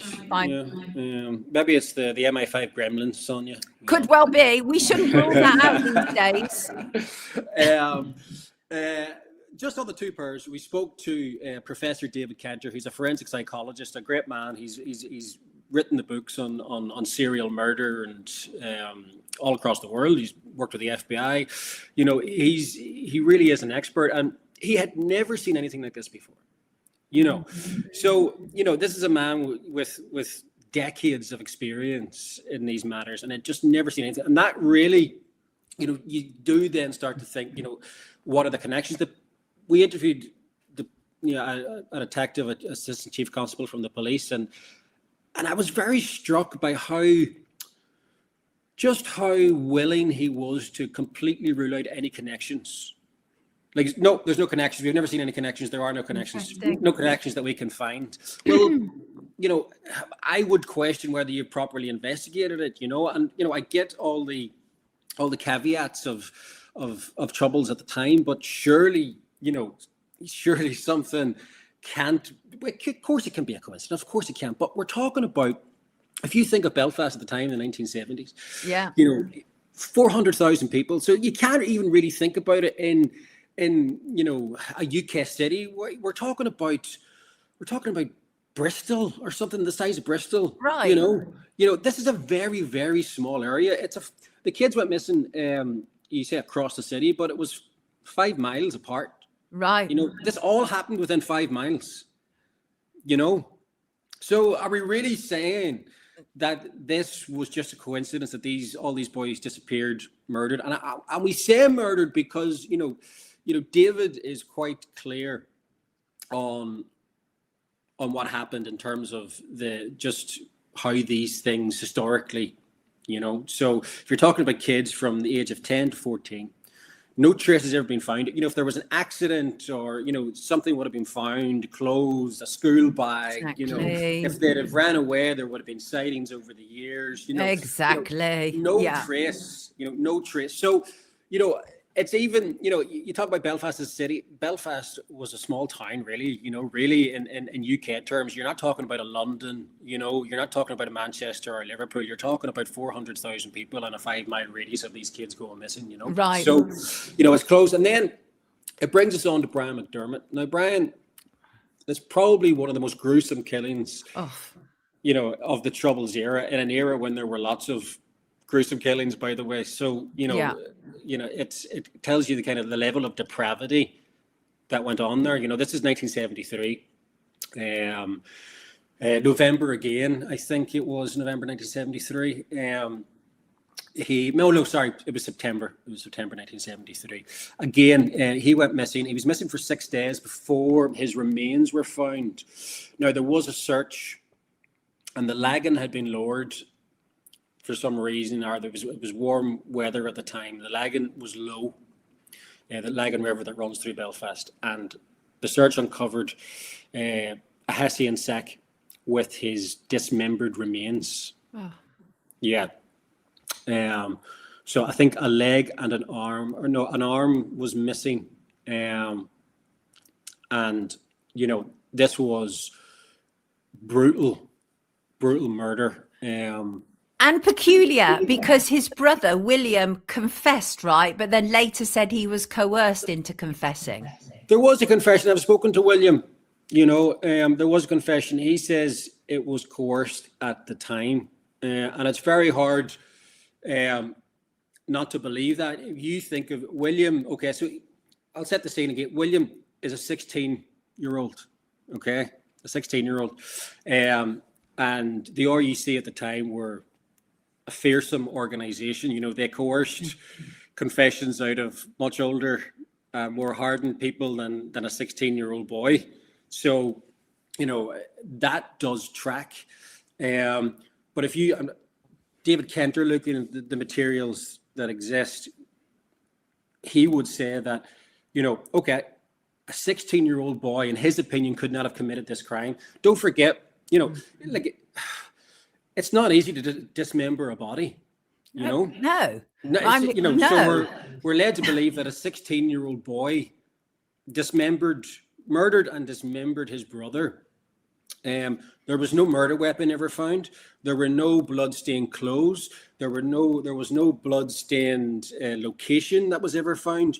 This is, are we led to believe a 16-year-old is a criminal mastermind? It just doesn't track. And when you look through a lot of the documents, the RUC's own psychiatrist didn't believe that William. That is in the documentation. He didn't believe that William was capable or guilty of this crime. So that and that gets to the heart of this. William has been, tabloid clickbait fodder for the last, 50 years. Even a few days ago, I was responding to a Belfast Telegraph story on Twitter, where the headline was, the chief and only suspect in Brian McDermott murder continues to claim he's innocent, you know. Well, he's not the chief and only suspect in the murder. Right, you know, exactly. and journalists at this stage should know that, you know. Yeah, of Know, course they know that. This information is out there. This information is out there. So why are we still saying William McDermott is the chief and only suspect in a murder in which he's not? You know? Right. I think Martin Dillon makes a really good point, and he talks about how essentially the normal rules of engagement were just suspended then. Anything kind of went. And he was talking about how if you look at like I'm paraphrasing him, look at like a local psych ward, there's no patients in there because they're all now out on the streets. And so it's very difficult for anybody who doesn't understand how bad the troubles were and what took place to even begin to imagine what could have happened with these children. But I think that your involvement in the documentary with like Colin Wallace, of course, was involved in psychological operations, a brilliant whistleblower. I've talked to Colin extensively about what was going on with King Cora. Tell us your thoughts about Colin's involvement in the documentary. Yeah, like Colin, just to a lot of intents and purposes, is key to understanding a lot of this. You know, Colin was the chief information officer for psychological warfare. Now, at the time that role was covered up, as you well know, he was ostensibly a press officer. You know, but he involved in a lot of murky kind of things in Northern Ireland. Let's not try to sugarcoat it, you know. But he was trying to infiltrate paramilitary organizations and you know, change their behaviors in various different ways. But his involvement really, he came across King Cora because of his involvement in that psychological warfare unit, and very quickly understood and realized that there was systematic child abuse happening at the home. Any attempt that he made to get this investigated, to pass the information up the chain, like he always would, to his higher in commands, was resisted and unblocked, and he was moved out of Northern Ireland very quickly after that. And this was a man who was, you know, lauded as the best in the business, you know, really well thought of. Until he started to speak out, right? And until he started to speak out about King Cora and was unceremoniously removed from Northern Ireland and dismissed from the army. Now, a tribunal will later rule that he was unfairly dismissed. And, you know, we know the history of Colin Wallace. Your viewers will probably know the history of Colin Wallace.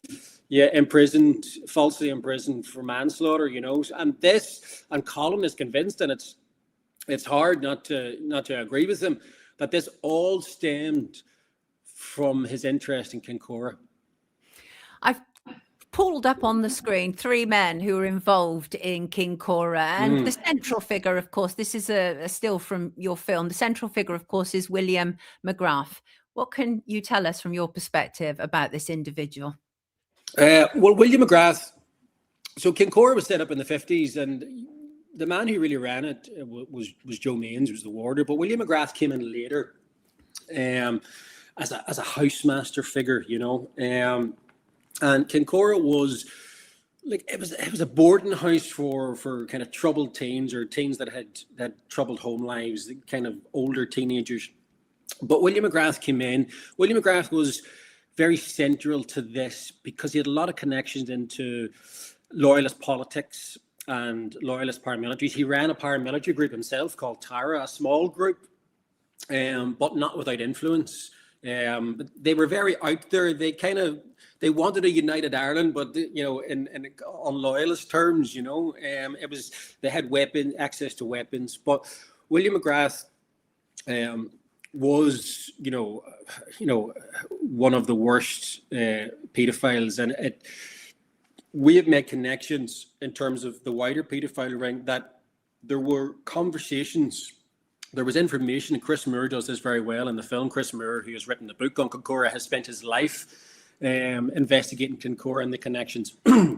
But all of these paedophiles would speak to each other. They would have connections. They would share information on boys. Dr. Maurice Fraser, who was a chief consultant psychiatrist at the Royal Victoria Hospital, you know, what really was going on there was boys would come into him. Rich Kerr was one of these boys. Boys would come into him. They'd be assessed by him. They'd be abused by him. He would then, you know, refer them. They would end up in Kincora.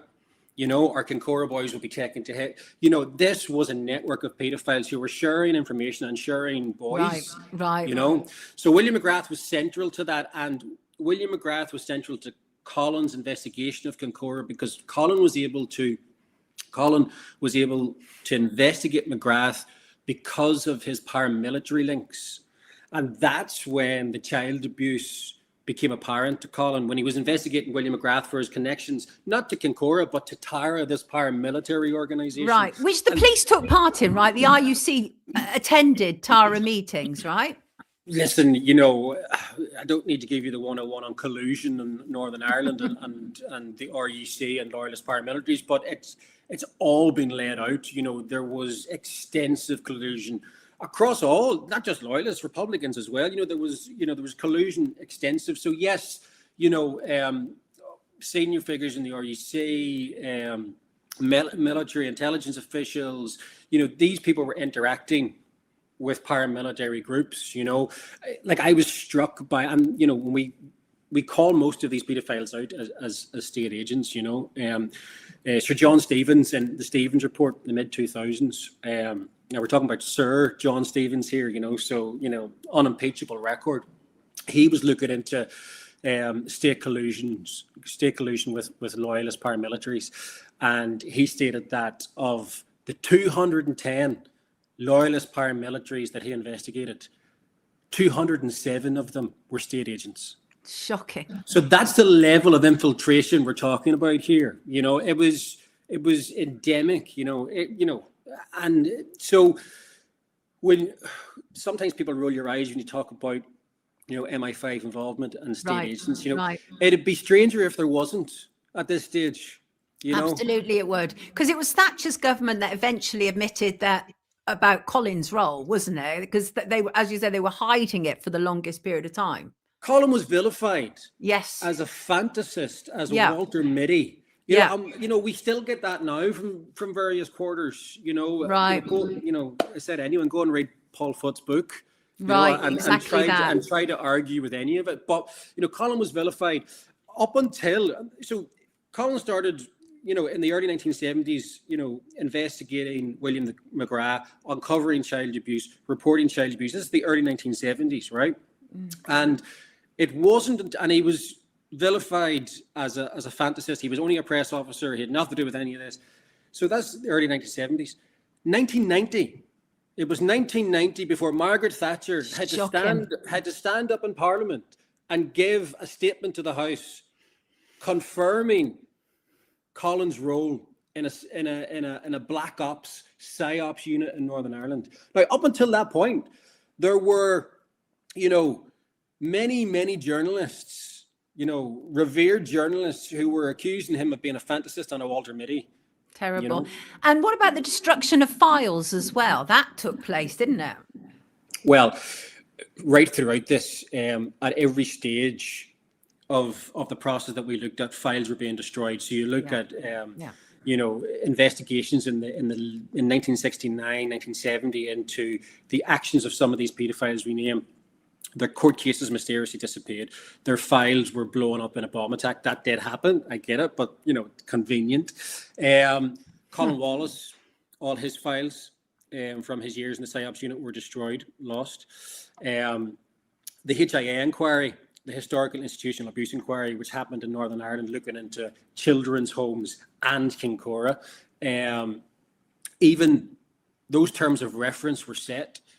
And even as that was happening and the inquiry was getting up and running, documents were being destroyed. We have that as from a Freedom of Information request. The Northern Ireland office were destroying documents, despite the fact that the Historical Institutional Abuse Inquiry was going to be coming looking for those documents. So why did that happen? And then we have other documents, of course, closed for reasons of national security until 2085.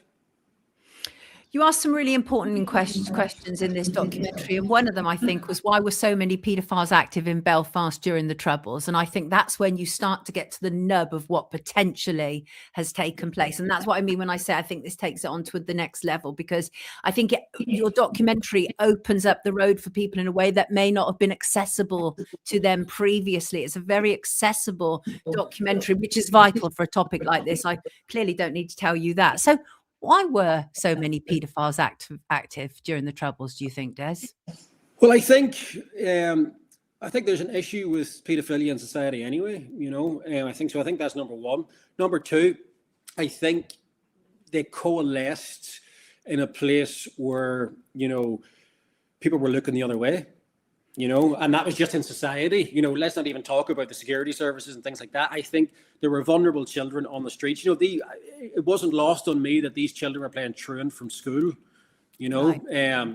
It was a time when kind of societal norms had broken down, and kids, I guess, were kind of struggling in that society. So playing truant from school, running away from your problems, your issues, no one's really going to be looking for you, the school is not going to be looking for you. So I think they spotted an opportunity. What baffles me really in an era of no social media, no, mobile phone network, that these pedophiles found each other and were able to network. Extraordinary. And were able to kind of pass information. And, that to me is extraordinary. And it points to, I suppose, a more networked and a more kind of insidious operation than just these random people abusing kids. There was something much, much more going on there. And at the heart of that was the Kincora Boys Home, Right. And I think, again, taking on to that next level, it's this whole idea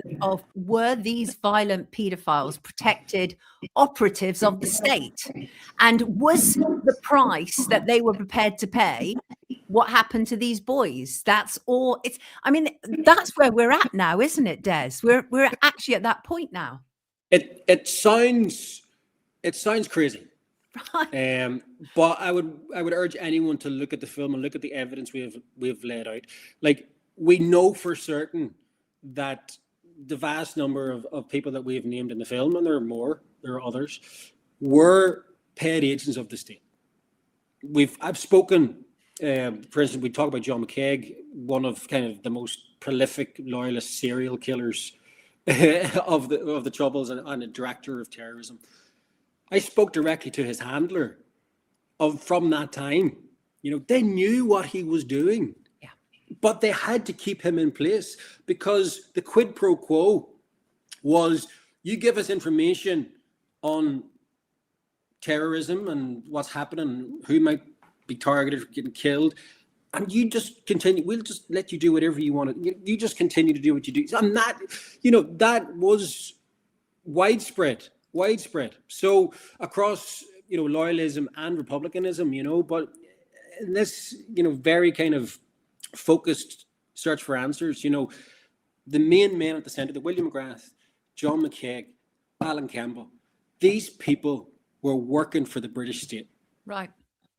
And Alan Campbell, very important name as well. And I'm not necessarily suggesting that you give away entirely what you've got in your documentary, but tell us a little bit about him, because although he's no longer here, but he may be key to a lot of this, mightn't he? Well, this man led a charmed life, a very charmed life. And you do have to wonder how, and that, what we've just talked about, he only died, was it 2017, 2018, something like that.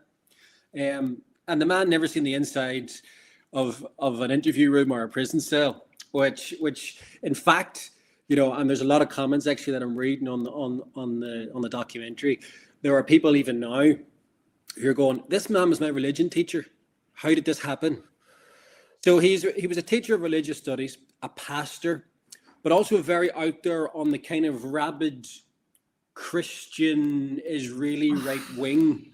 Very, very out there, and some of his sermons are still online, and you can judge for yourself. Very much in the kind of Ian Paisley, of the early 1970s, mid 1970s, very fire and brimstone. But this man, we've seen the evidence, he abducted a child off a bus at knife point in 1970, and it brought that child to a flat, which we investigate on the Shore Road in Belfast, and abused that boy. But that investigation went nowhere, and the files of that investigation were destroyed. You know, it's extraordinary. I mean, just the level of collusion and corruption is just extraordinary. One of the comments says, can these boys ever find justice? Well, difficult to answer such a question, because if they're not here, could they? But could their families find justice? I think it's so important for the families, you know, and that's why I'm so delighted at the response to the film on YouTube. You know, we could have went a few different avenues with the film. You know, it had a cinema release, it did the festivals, but with YouTube, we thought we just need to get the information out. So it's really, really heartening, because on some level, even the film is starting to give a little bit of justice here, you know. Like these families toiled on their own for decades, out walking the streets. You know, think of Darren Brown and, you know, Anne Spence, you know, our Annie Leckie, Anne Spence did it as well, but on one side of the city, Annie Leckie on the other side of the city was out, you know, traipsing the roads at night for years and years and years, calling David's name. Oh, you know, can't even bear the thought of it. It's unbearable. And when you think of that, you know, the police never came near that family. Once they disappeared, they came a week later to check if he'd come home. He hadn't. And then the family didn't hear from the police. And they never heard from the police until this film came out. You know, so at least there's something. But, you know, there's a long, long way to go to try and find answers. And I think, you know, if investigators, there's the legacy investigation branch, if they're closed to the possibility of what may have happened or what could have happened, right, or if they're blocked from looking at particular files, like we know MI5 are blocking, they will not release these files, then what hope is there of actually getting to the truth? You know, Alan Kemba has been, I don't want to give away, but there was a memo, a secret government memo, and Alan Campbell's name is in that memo. You know, that wasn't released to the public at the time. You know, that wasn't released to the public at the time. And, you know, it's only now really coming into the kind of public consciousness that, you know, this is a man who could be responsible for some of these crimes. Yeah, a heinous individual. Des, I really appreciate the work you're doing. I just want to send a message to anybody watching this. Now, as I said before I brought Des on, is the fact is that to do real journalism costs. It ain't cheap, right? So if anybody out there is in a position at all to just buy a coffee for the crew, it's Alley Cat, isn't it? The name of the production company? Alley Cat's TV, yeah. I will put a link in the description. Again, peeps, we have to support decent journalism. This is decent journalism. And I would actually say, Des, that to a degree, the families will take some comfort from this. I know we can't bring back their children. We can't. But as a journalist who's worked with bereaved families before, the fact that you are acknowledging them, acknowledging the struggle, what potentially has taken place, that can serve as you say, as some kind of justice. So Des, before you leave us, anything else you'd like to add? I guess, you know, anyone with information, it will be great, you know, and I'm not talking about just the boys. You know, we've spoken, and lots of people have approached us, you know, with new leads, and I'm talking about people who work in the intelligence services, you know, who may have knowledge, not even of this case in particular, but just of how the intelligence operation worked at that time. You know, we've spoken to lots. Some are in the film, some are off the record, to help with how we stand our journalism up. So, you know, I'm appealing. There's lots of people doing lots of work in this area. We're going to continue. We're working on a follow-up film. Andrew Looney has done a lot of great work on Lord Mountbatten and his connections, and we're looking at that angle too. I know a lot of people have questioned on the film, why is there no mention of Lord Mountbatten? Well, you know, I think we had to owe it to the families to look to focus. You had to focus at these boys. There was no point in doing a scattergun because Kincora will run, and there are lots of other things to do in this area. So, you know, that's our next goal. Jeannie says, thank you for all your sterling work indeed. And so say all of us, everybody. This is Des Henderson. He's the writer. He's the director of Lost Boys, Belfast Missing Children. And if I haven't already, I will put a link in the description at the end of the stream. Thank you for joining us, Des. Really appreciate all your insight and all your work. Take good care of yourself. Some says, good work, Des. Thank you, Des, says Drumstick. And so many thank yous in the comments. People do thanks so much. Your work. Take good care of yourself. Thanks, everyone. Bye. Lovely to have you with us. Wonderful work. This is journalism, people. That's what matters. I'm doing it again, aren't I? I keep leaving this thing up in the middle of, there you go. What a man, says Rebecca Rabbit. Great docky, Des. Fantastic, says London Lady. Brilliant work, Des, says Gina. Somebody's saying Sonia Poulton has no qualifications. Well, I beg to differ. I think you'll find that I have a psychology degree major and a sociology minor. And that's but who needs qualifications when you're as brilliant as I am, eh, troll? Hey, thank you, Des, says Robert. Great guest again. Fantastic work, says Healing. Imagine the future king naming his youngest son Mountbatten's Christian name. Right. Exactly. Yes, Rebecca, I think he is. It's a troll, right? It's a troll. Anyway, so thank you again to Des Henderson. Great sterling work. Sterling work. Love it. By the way, I know who Tom is. I know who Tom is. I know who that is. It is somebody who has been stalking me. I know who that is, people. Where to watch it? Where to watch it? I'll put a link in the description, but it is available on YouTube. Right. I want to talk briefly about this lady. I think this lady does phenomenal work, although the trouble that she receives for it will be tremendous. Her name is Miss... Oh, it's having fun with me today, isn't it? Let's put that up there. Her name is Miss Francesca Albanese. If you don't already know her, she is the UN Special Rapporteur. Her job is to report on what is going on in Gaza. And today she will be doing that yet again when she will present her report to the United Nations Human Rights Council in Geneva. You can actually watch it online, and I will put a link in the description at the end of the show. And tomorrow there is a press conference, and you can also watch that online live as well. And I will also put a link in the description.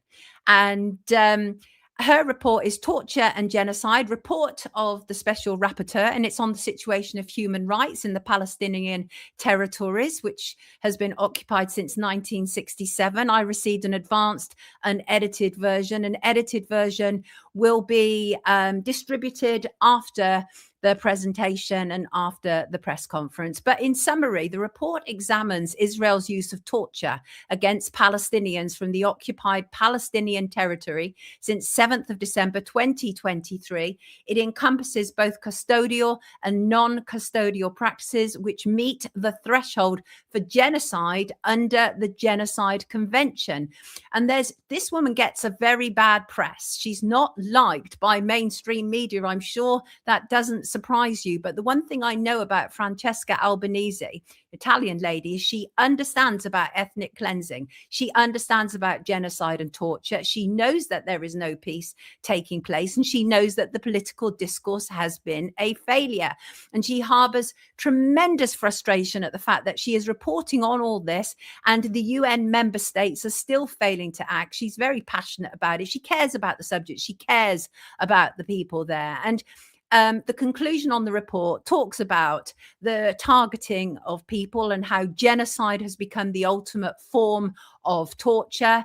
And the idea is to inflict harm and obliterate once and for all the Palestinian right to self-determination. The report concludes that this constitutes the infliction of serious bodily and mental harm under Article 11B of the Genocide Convention and intentional collective torture, none of which is legal.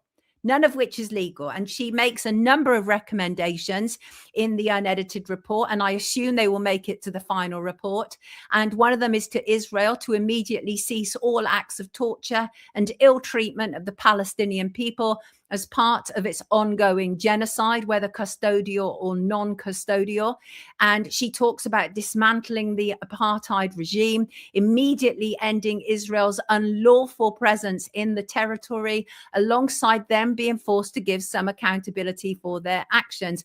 And her job is simply to look at what is taking place to the Palestinian people. So if there's people out there saying, well, why isn't she reflecting what's going on in Israel? That's not her job. Her job is to reflect on what is going on regarding the Palestinian people. And then she also makes an appeal to the member states to comply with their obligation not to participate, not to be complicit in Israeli crimes, and to instead prevent and address serious breaches of international law. Well, perhaps bringing Netanyahu to account might be the first start. It might be.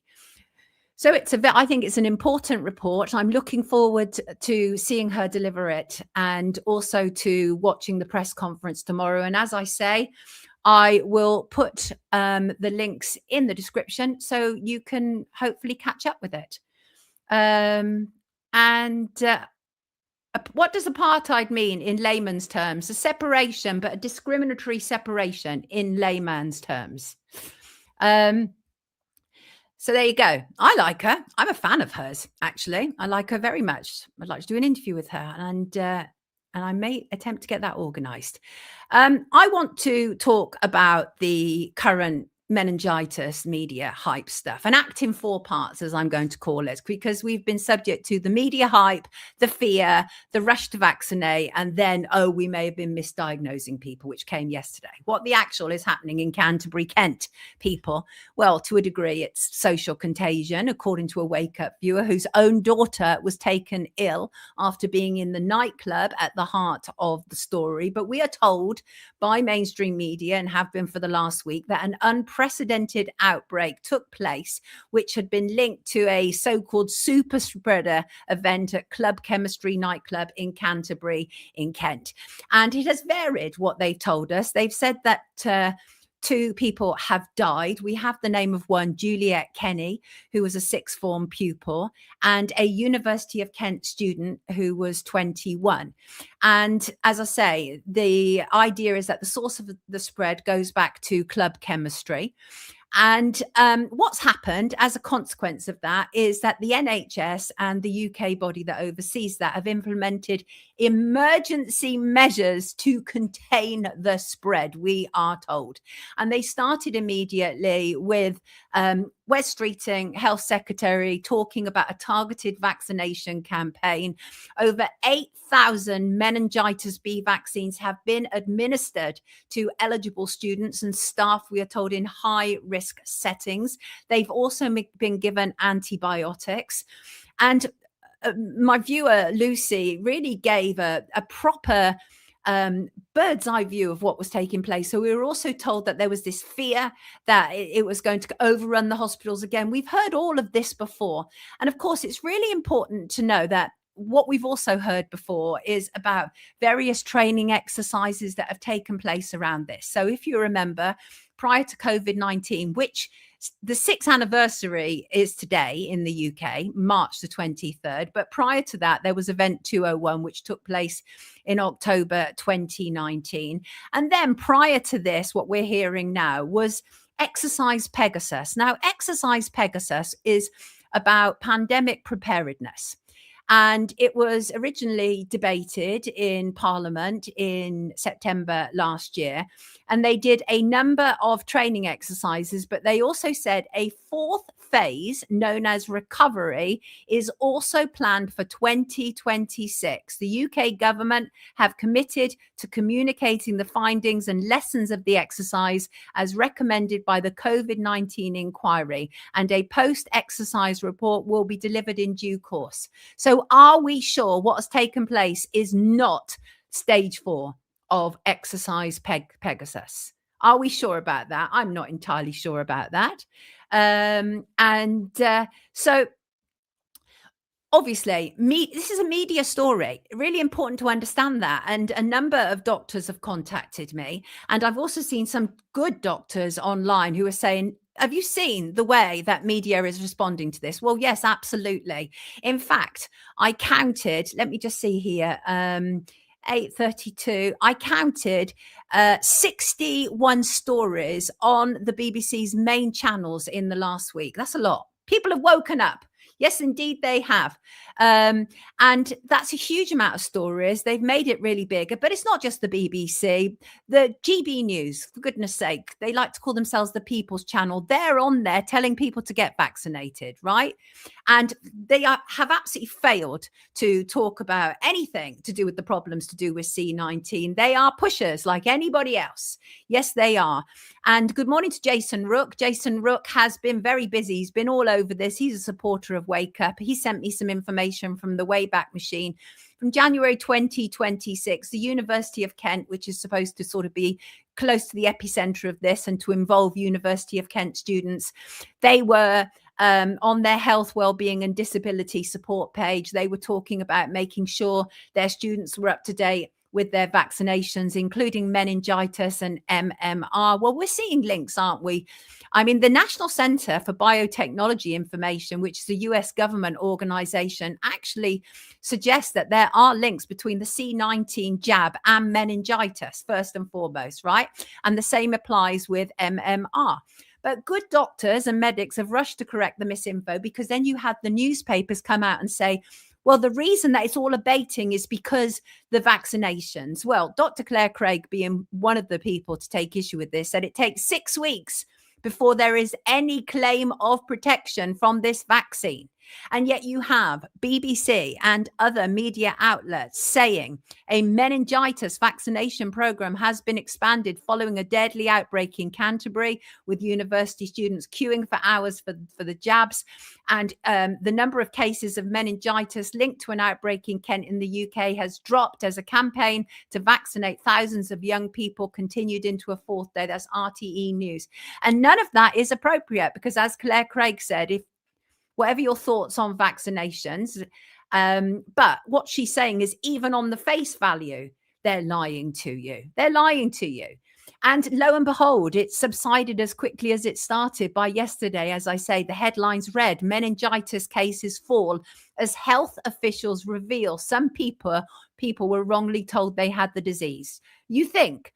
And previously, the confirmed cases, quote unquote, have decreased from 23 to 20 after they were downgraded following further tests. And that's according to the UK Health Security Agency. And 19, meanwhile, suspected cases under investigation had fallen from 11 to 9. And so, again, like with C19, they're playing jiggery-pokery with figures. And what's really concerning, and I'm going to refer to my viewers' letter shortly, is the students queuing up for this jab. Very frightening indeed. And also the UK Health Agency is saying that this will be downgraded even more over the following days. Well, we know at least they've managed to jab 8,000 kids. We know that at least. And you know, the usual suspects came out for this. And one of them, do I have an image of her? She's an awful woman. Devi Sridhar. Are you familiar with this woman? She's absolutely reprehensible. Well, Devi Sridhar was one of the voices, media voices during C19. She's the chair of global health at the University of Edinburgh. Let me just see if I've got an image of her. She's an awful human being. And I think that if I can find her, I will bring her up. Oh, there she is. Here she is. And she's an associate of Bill Gates. And some people contacted me after my C19 report and said, don't forget her role, or Mariana Spring. I don't. Mariana Spring, BBC Spook. I've done a deep dive into her about a year and a half ago, and in my Gatekeeper series. So that's online. So I've really covered her. But of course, Mariana has been out again recently, because she would be, but also Devi Sridhar. So as I say, the usual suspects. And she was the COVID fear-mongering chair of global public health. Fancy title for someone doing what she's doing. And she's a prominent American public health researcher, but absolutely an establishment voice. She's written a number of books, including How a Pandemic Changed the World and How to Stop the Next One. But yeah, she was out and up there saying it's no surprise that we've got this meningitis, because that's her role. Her role is to be the so-called professional informing the media about how bad everything is. Okay. And she also wrote a book with Chelsea Clinton, for goodness sake, called Governing Global Health, Who Runs the World and Why. And I bet you they don't answer the question in there at all. I bet you they don't. But there's lots of weird theories that are circulating around this meningitis scare, including the notion that it was created in a lab. That sounds sort of ridiculous to me. Then you have kind of like that Harridan on Talk TV, Alex Phillips, who seems to think that it might be associated with migrants. Oh, it's ridiculous, people.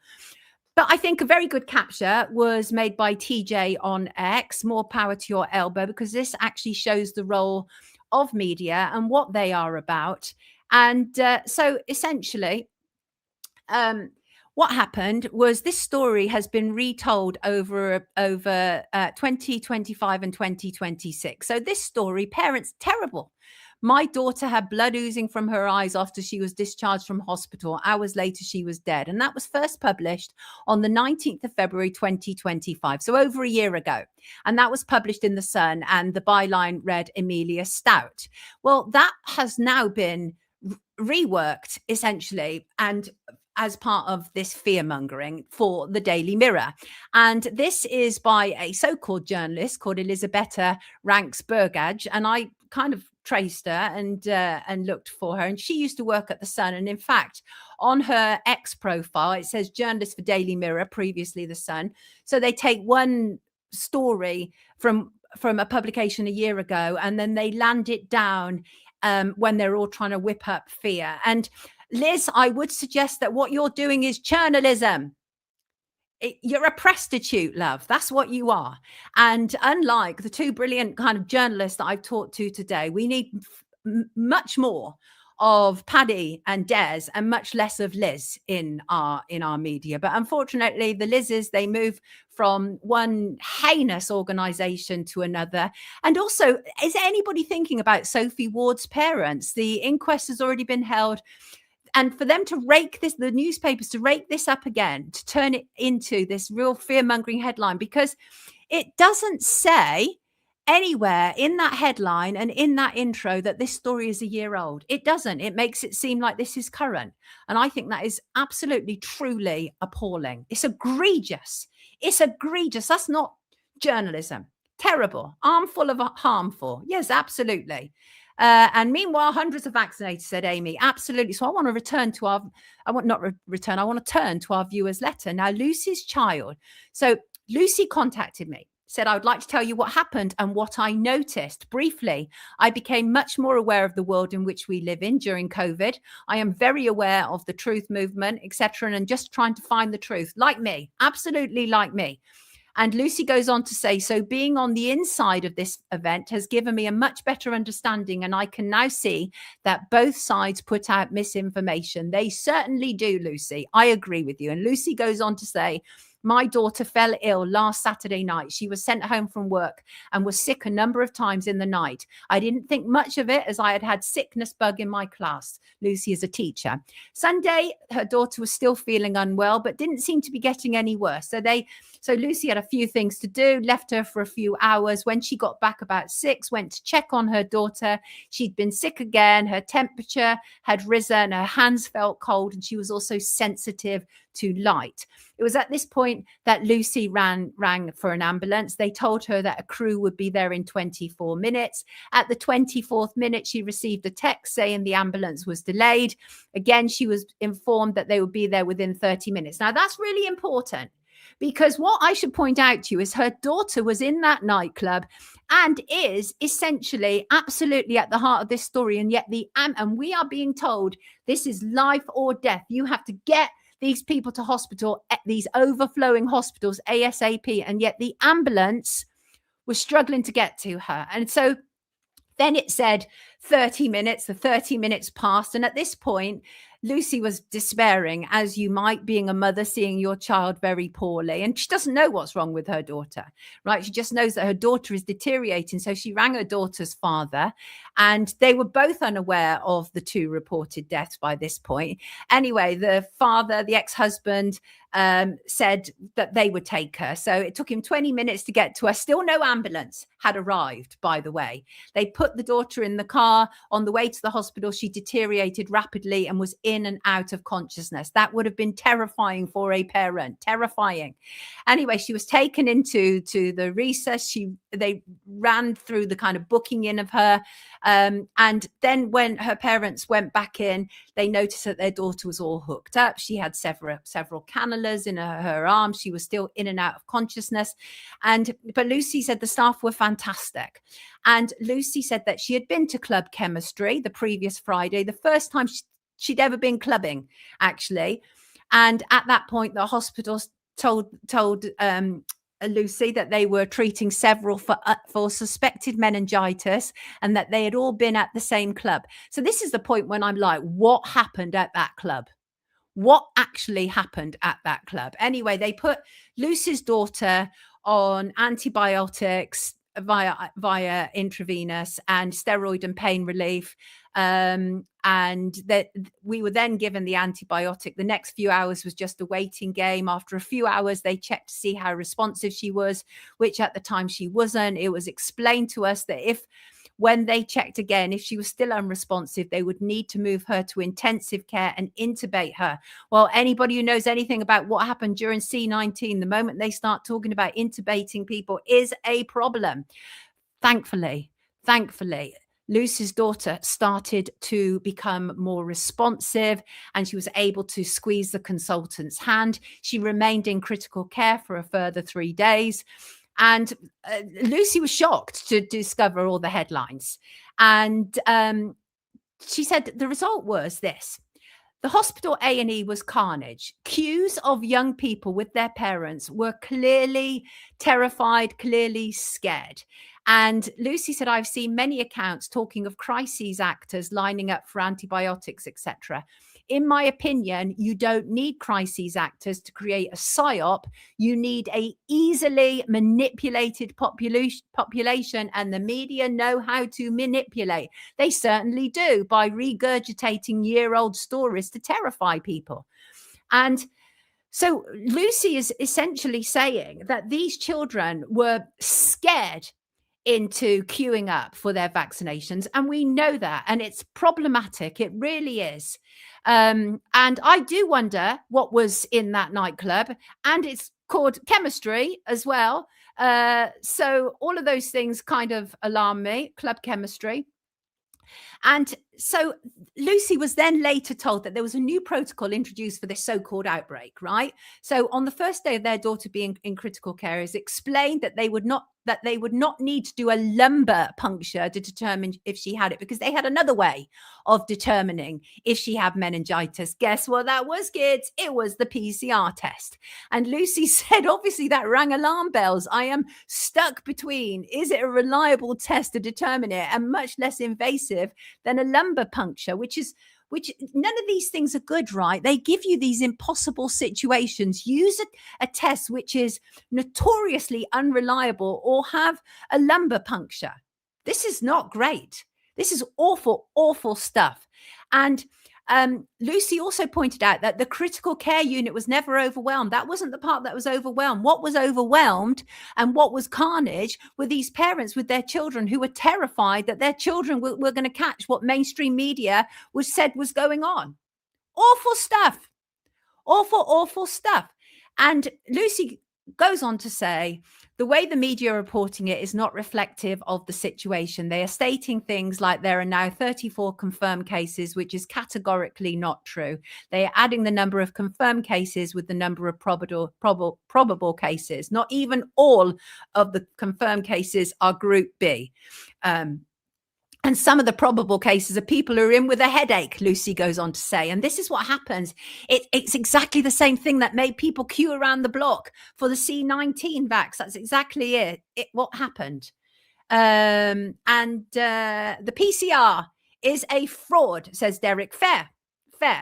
But also, Lucy pointed out, right, that when her daughter went to the club, my daughter did not share drinks, did not kiss anyone or vape. She is very open with me and her sisters. So what made them sick in that nightclub? What happened? Because Lucy has no idea what made her daughter sick. All she knows is that her daughter was at the heart of this massive news story, and what Lucy was witnessing firsthand was not reflected in the national news headlines.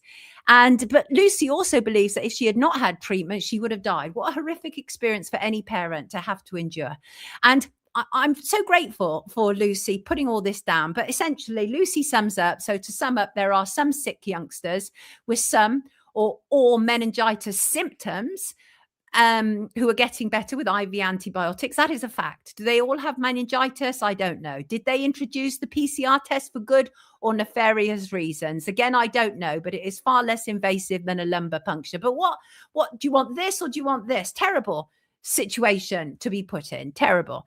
But what Lucy knows is a fact, is that the media are absolute scum and are driving this. I am just not sure if it's a coordinated plan to mass vaccinate or if they are pushing for another COVID. Lucy, I want to thank you for taking the time and energy, and for also sending me the discharge notification so I could verify what you've told me. And I'm so glad to hear that your daughter is on the mend. And this is just awful, awful stuff that has been allowed to take place, but they know it's over. They know it's over. This reminds me of the monkeypox. Remember, they tried that as well. And then they realized, again, it was a media story. And Mel said the antibiotic side effects include meningitis. Beware of the men and women in white coats. Yeah, no, Amy, they're not saying. They're saying no. Who knows? But something happened in that nightclub. Something happened in that nightclub.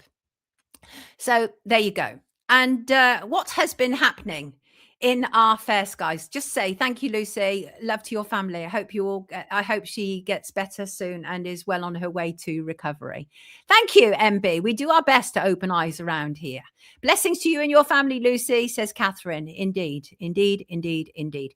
And I have to look at the sky because so many of you have written into me about the sky. It's all back, kids, right? We had a bit of sunshine, didn't we, for a short period of time? And then lo and behold, it's all gone.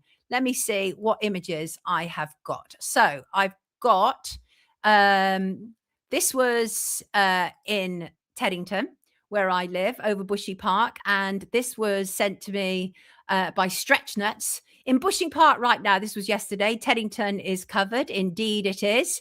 And I also received correspondence from Marco. I think, Marco, you sent me some imagery as well. Where are you based, Marco? Do tell us so that we can have an idea of how far and wide this is spreading. Here's Marco's shots.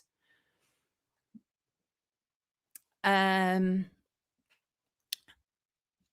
Sally Ann says, I recommend reading The Invisible Rainbow. I've never heard of that. That sounds interesting. Same in Denmark. Randy, Drumstick sent me a video, which is from Copenhagen, but I don't know if it's his music. So given what I'm about to tell you next about what happened to do with copyright, I haven't been able to play that this morning. And then I received further notification this morning from Ben, who noted this. This is a lot of stuff, right? This is Ben's image. These are for, oh, it's not letting me share it. That's annoying, isn't it? Let me just see if I can bring that off the screen and try and share it anyway. This is happening all over. And it's been fairly contaminating and huge over the weekend and over the last 3 days. Is anyone here going to change anything? Nope, we're all sheep. Who's sheep? Oh, okay, Drum, got you. And I mean, what is it you want us to change exactly? My job as a journalist is to make people aware. Perhaps you need to go out and do something about it, right? Because there's that old expression, isn't it? Is that if you're not going to do it, then who's going to do it? Well, me, I'll do it. So maybe you should do it, and that would be great. Weather as a force multiplier, owning the weather in 2025, Kerry, that is a fact. And where am I? Said it's when it's blue sky, you notice it more. I should say that there is a sizable chunk of my audience who do not agree with me covering chemtrails and just feel that it's not what we think it is, although they don't necessarily deny geoengineering, and neither should they, because that is absolutely happening for a fact. You're welcome, Mary. And Amy said exactly the same happened. So yeah, there you go. And right, what do I want to talk about next? A couple more things. Palm oil. I will be doing a more fuller, deeper dive into palm oil. But Jan wrote to me. Jan said, can you do a segment on palm oil, which seems to be in most processed food these days? People are now becoming more aware of its use with regards to taste, but how many know of the dangers? It decimates the environment and habitat, and I have read that slave labor might be involved. Kind of knocks a hole in their climate con, as this could be easily banned if they are that concerned about their precious climate change. They won't, though. They don't care. It is in a land far, far away, out of sight and out of mind. It contains 50% saturated fats, which isn't good for cholesterol levels, especially in the elderly. If I was to go full conspiracy, says Jan, it could be said this is another way of population control. These days, nothing would surprise me, says Jan. If they don't get us one way, they will get us another. Indeed. So I asked the lovely Clive de Carl his thoughts on palm oil. He said all refined vegetable oils, with the exception of extra virgin olive oil, are quite frankly refined to a point of being poisonous. Also, they cut down rainforests. Accurate representation below. Sorry, that's something else. And I'm sure it's very useful for corporations to make fortunes, says Clive. I just wouldn't want to eat or cook in the stuff.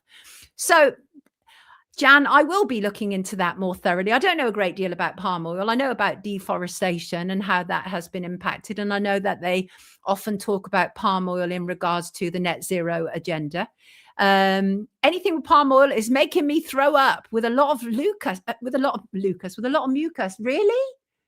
That's, oh, goodness me. All rainforests cut down for palm oils is horrible, Renat. They are shoving those seed oils into alternative milks. And by the way, I heard that Cadbury's chocolate are now using palm oil.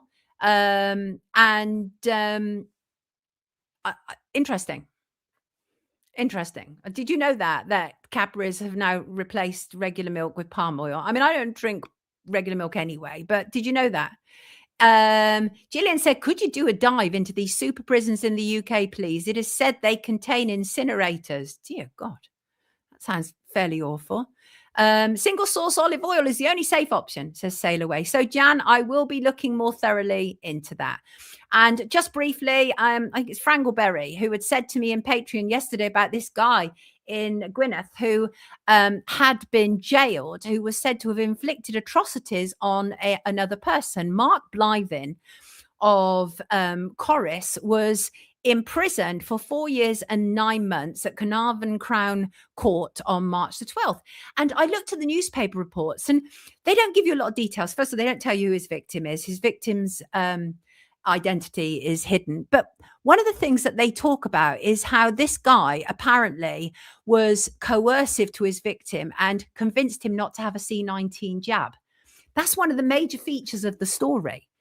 And apparently there were training exercises imposed on this person, which involved holding a pillow over their head and face, placing his hands around their throat.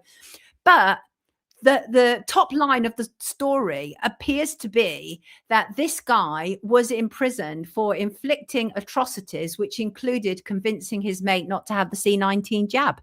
What do you make of that? What do you make of that? Does anybody, it's just so weird. But the reality is I don't know enough about that story, but there isn't enough detail out there what these atrocities are, except apparently convincing him not to have the C-19 jab. Shocking stuff, right? Really weird stuff. Anyway, awful, just to say about the copyright that I was just saying to Drum, it's awful that the ad revenue from my video on Friday in which I exposed David Williams and Matt Lucas, the monetization on Friday's show is going to the BBC. It's going to the BBC. It kills me. So essentially what happened was I used the clip from Gray and Norton's show and it's been used all over the place. And because it's BBC and a public broadcaster, I thought we were all right. But the minute I came offline, they immediately made my video ineligible for any monetization. And then it said where the money was going to. And it was the Graham Norton show at the BBC. So I have to be really careful about what videos I use. The idea that our money from our show is going to the BBC, it just does my head in. Absolutely does my head in. Yeah, does my head in. So I'm going to have to be really, really careful about that. Hello, of course, as ever, to new subscribers. Hello to Maureen, said, I'm over the moon that I found you and served. You're a breath of fresh air. Greetings from Perth, Oz. Thank you so much. And PJ has just subscribed to the channel this week and furiously catching up on the content. I really appreciate all that. And a lovely message from Love to All as All Are One, which talks about their grandmother saying, for your information, Sonia, I'm so thankful to have been raised with an immensely intuitive grandmother. She has a God-given ability to not only detect lies, deceit, and fakery, but is able to, and so remarkably accurate that she has never been wrong. She sees straight through people, and apparently she saw straight through Jimmy Savile. She saw straight through Rolf Harris, and she saw straight through Prince Andrew. And she said from the very first episode of Little Britain, the grandmother has proclaimed that there is an intense darkness lurking beneath the surface of David Williams, that everything he presents publicly is fake, and that he is a closeted homosexual and very likely a molester too. Well, yes, he is. We saw that. He's molesting boys on stage as part of the Hide the Sausage. But how wonderful. See, this viewer's grandmother is completely unaffected by kind of online influence and is just trusting their gut instinct based. Absolutely. But was lovely to hear that. Thank you as ever to our wonderful donators. Thank you to Becky at Hound Dog Shop. Thank you to Ashley Potter, to Helen O'Carroll, to Catherine Sengupta, to Jack R. And I've also, let me refer to the super chats. Thank you to Swiss Miss. Thank you to Rosalind Dempsey. Thank you so much for your kindness. I truly appreciate that. I really do. And just reading this from Dougal, as always, a brilliant show. 6 years on since the worldwide con of C19. Who cares? I do. You do. That's what matters. And your audience cares. So much respect to you, Sonia. True journalism. Thank you. I truly appreciate that. And thank you as ever to everybody who donates and makes Wake Up what it is. I do appreciate you. So I want to end on this note today, people. And I often think about when we kind of reflect backwards, but I want to talk about reminiscing and then releasing. So when we look back, oftentimes we see things through, rose-colored spectacles, as they say. But my message, because I'm a sentimental creature, so when I look back, I can get quite soppy and weepy and, oh, that was then, and we were all together then, and now they're no longer with us, and all that kind of stuff, right? All that's good. Honor people, but you have to release them. And I know that. And I'm probably even talking more to myself than anybody else today, as often as I am on this end note, because I don't claim to be all-seeing or knowing, not at all. I'm kind of fumbling my way through life like everybody else is, as best I can. So I just want to talk about that whole idea of looking back, that do look back fondly if you want to, even acknowledge and accept the pain. But it's really important not to look back to the degree that you lose your present to the past. And I think that's what sometimes happens wherever you are watching this in the world, by the way, whether you're entering spring with us in the Northern Hemisphere or whether you're entering autumn, this all applies. Every day is worthy of a fresh start. Any time is a good time to honor the past and then release it. And for some people, reminiscing is kind of like this act of fondly recalling something that's taken place or writing about past experiences. And often it's with a scent of nostalgia. It's not always entirely accurate. As I say, rose-colored spectacles. And you hear people, don't you? And they show these videos online, like from 1930s London. Life was so much better then, blah, blah, blah. But was it really, though? Was it really, though? And reminiscing is great. It's wonderful. It's a wonderful thing. It involves your memories. It strengthens your social bonds to people. But it can also, and it can improve your mood. It can reduce stress. It can do all of those things unless you spend too long there. Because it's good to go back, as I say, but not to stay there. And I often in my job, I encounter people who are firmly stuck in the past. They don't know how to move on. Something happened to them, either good or bad, and it shaped their whole existence. That's not healthy. And you see that, don't you? Some people whose careers like peaked in fame when they were child actors, and they're still trying to return to that time. And also people who've been through terrible trauma, they don't necessarily know how to move on. They or to release that energy. They have this sensation of being constantly trapped. And I know that's horrible. It really is. And there are things you can do. Obviously, you can just kind of do environmental cleansing. People will do things like write it down, burn it. They'll use sage. They'll cleanse their living space. I'm one for decluttering. That's my big thing. I love decluttering. I'm doing loads of it. I talked about steaming the other week. I bought a steamer. I've been steaming everything. If it doesn't move, it's getting steamed. So, but it is really important to be able to release that and not have it hanging over you, because it's old energy.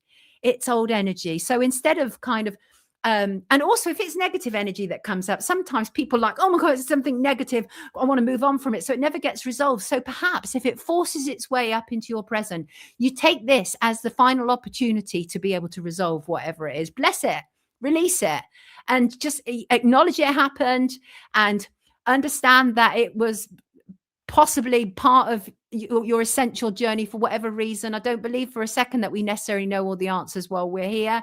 But it is really important not to allow history to cloud where you are now. And I personally have kind of like a daily energy release, because I'm constantly reflecting back, whether for news stories or whatever. But often at the end of the day, I kind of do a debrief of myself. What did I think about that? How does it make me feel? Can I now put that into the past? Yes, Space Driver, letting go can be the hardest thing, but often it is the only true liberator. Steaming don't sound good, says Ian. No, I have a steamer, steaming everything. Fridges, cookers, everything. Anyway, but be consistent. If you are somebody who is constantly living in the past, then it's going to take you a while to get out of that habit. What do they say? It takes 15 to 20 days to form a new habit. So just be consistent, do it as much as you can, release as much as you can, and be have gratitude rather for where you are now, how far you've come. There's that expression, isn't it? You should only look back to see how far you've come, because you have come far. Reba does it every day. Renat says, make music, play guitar, or do glass mosaics. No drum. I'm not talking about steamed vegetables. And thank you, Mark. I've got a couple of shirts need steaming. Well, buy a steamer. Anyway, I just wanted to say that, really. Natty said, I base my mindset on the PCR test. I always try to... That's very funny. I'm going to read that. I base my mindset on the PCR test. I always try to turn a negative into a positive. Brilliant. Summer Bree says, do gratitude mantra every day. Crow said, today's mess is tomorrow's peace. Indeed it is. I am the mad woman of steam. Yes, Billy. Yes, indeed. So thank you for being here. I am, of course, going to end on a quote, because that's what we do around here, isn't it? These are all the wonderful people who make Wake Up possible as well. And the quote I want to end on is, let go of the past, but keep the lessons it taught you. That sounds good to me.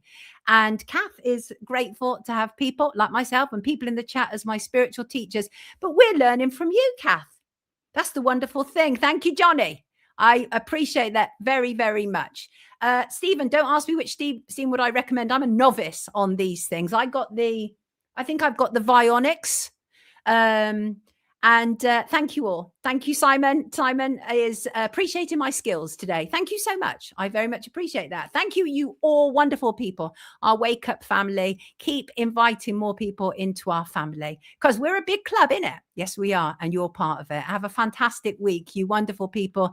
I will see you on Friday. Thank you so much. Lots of love to you all.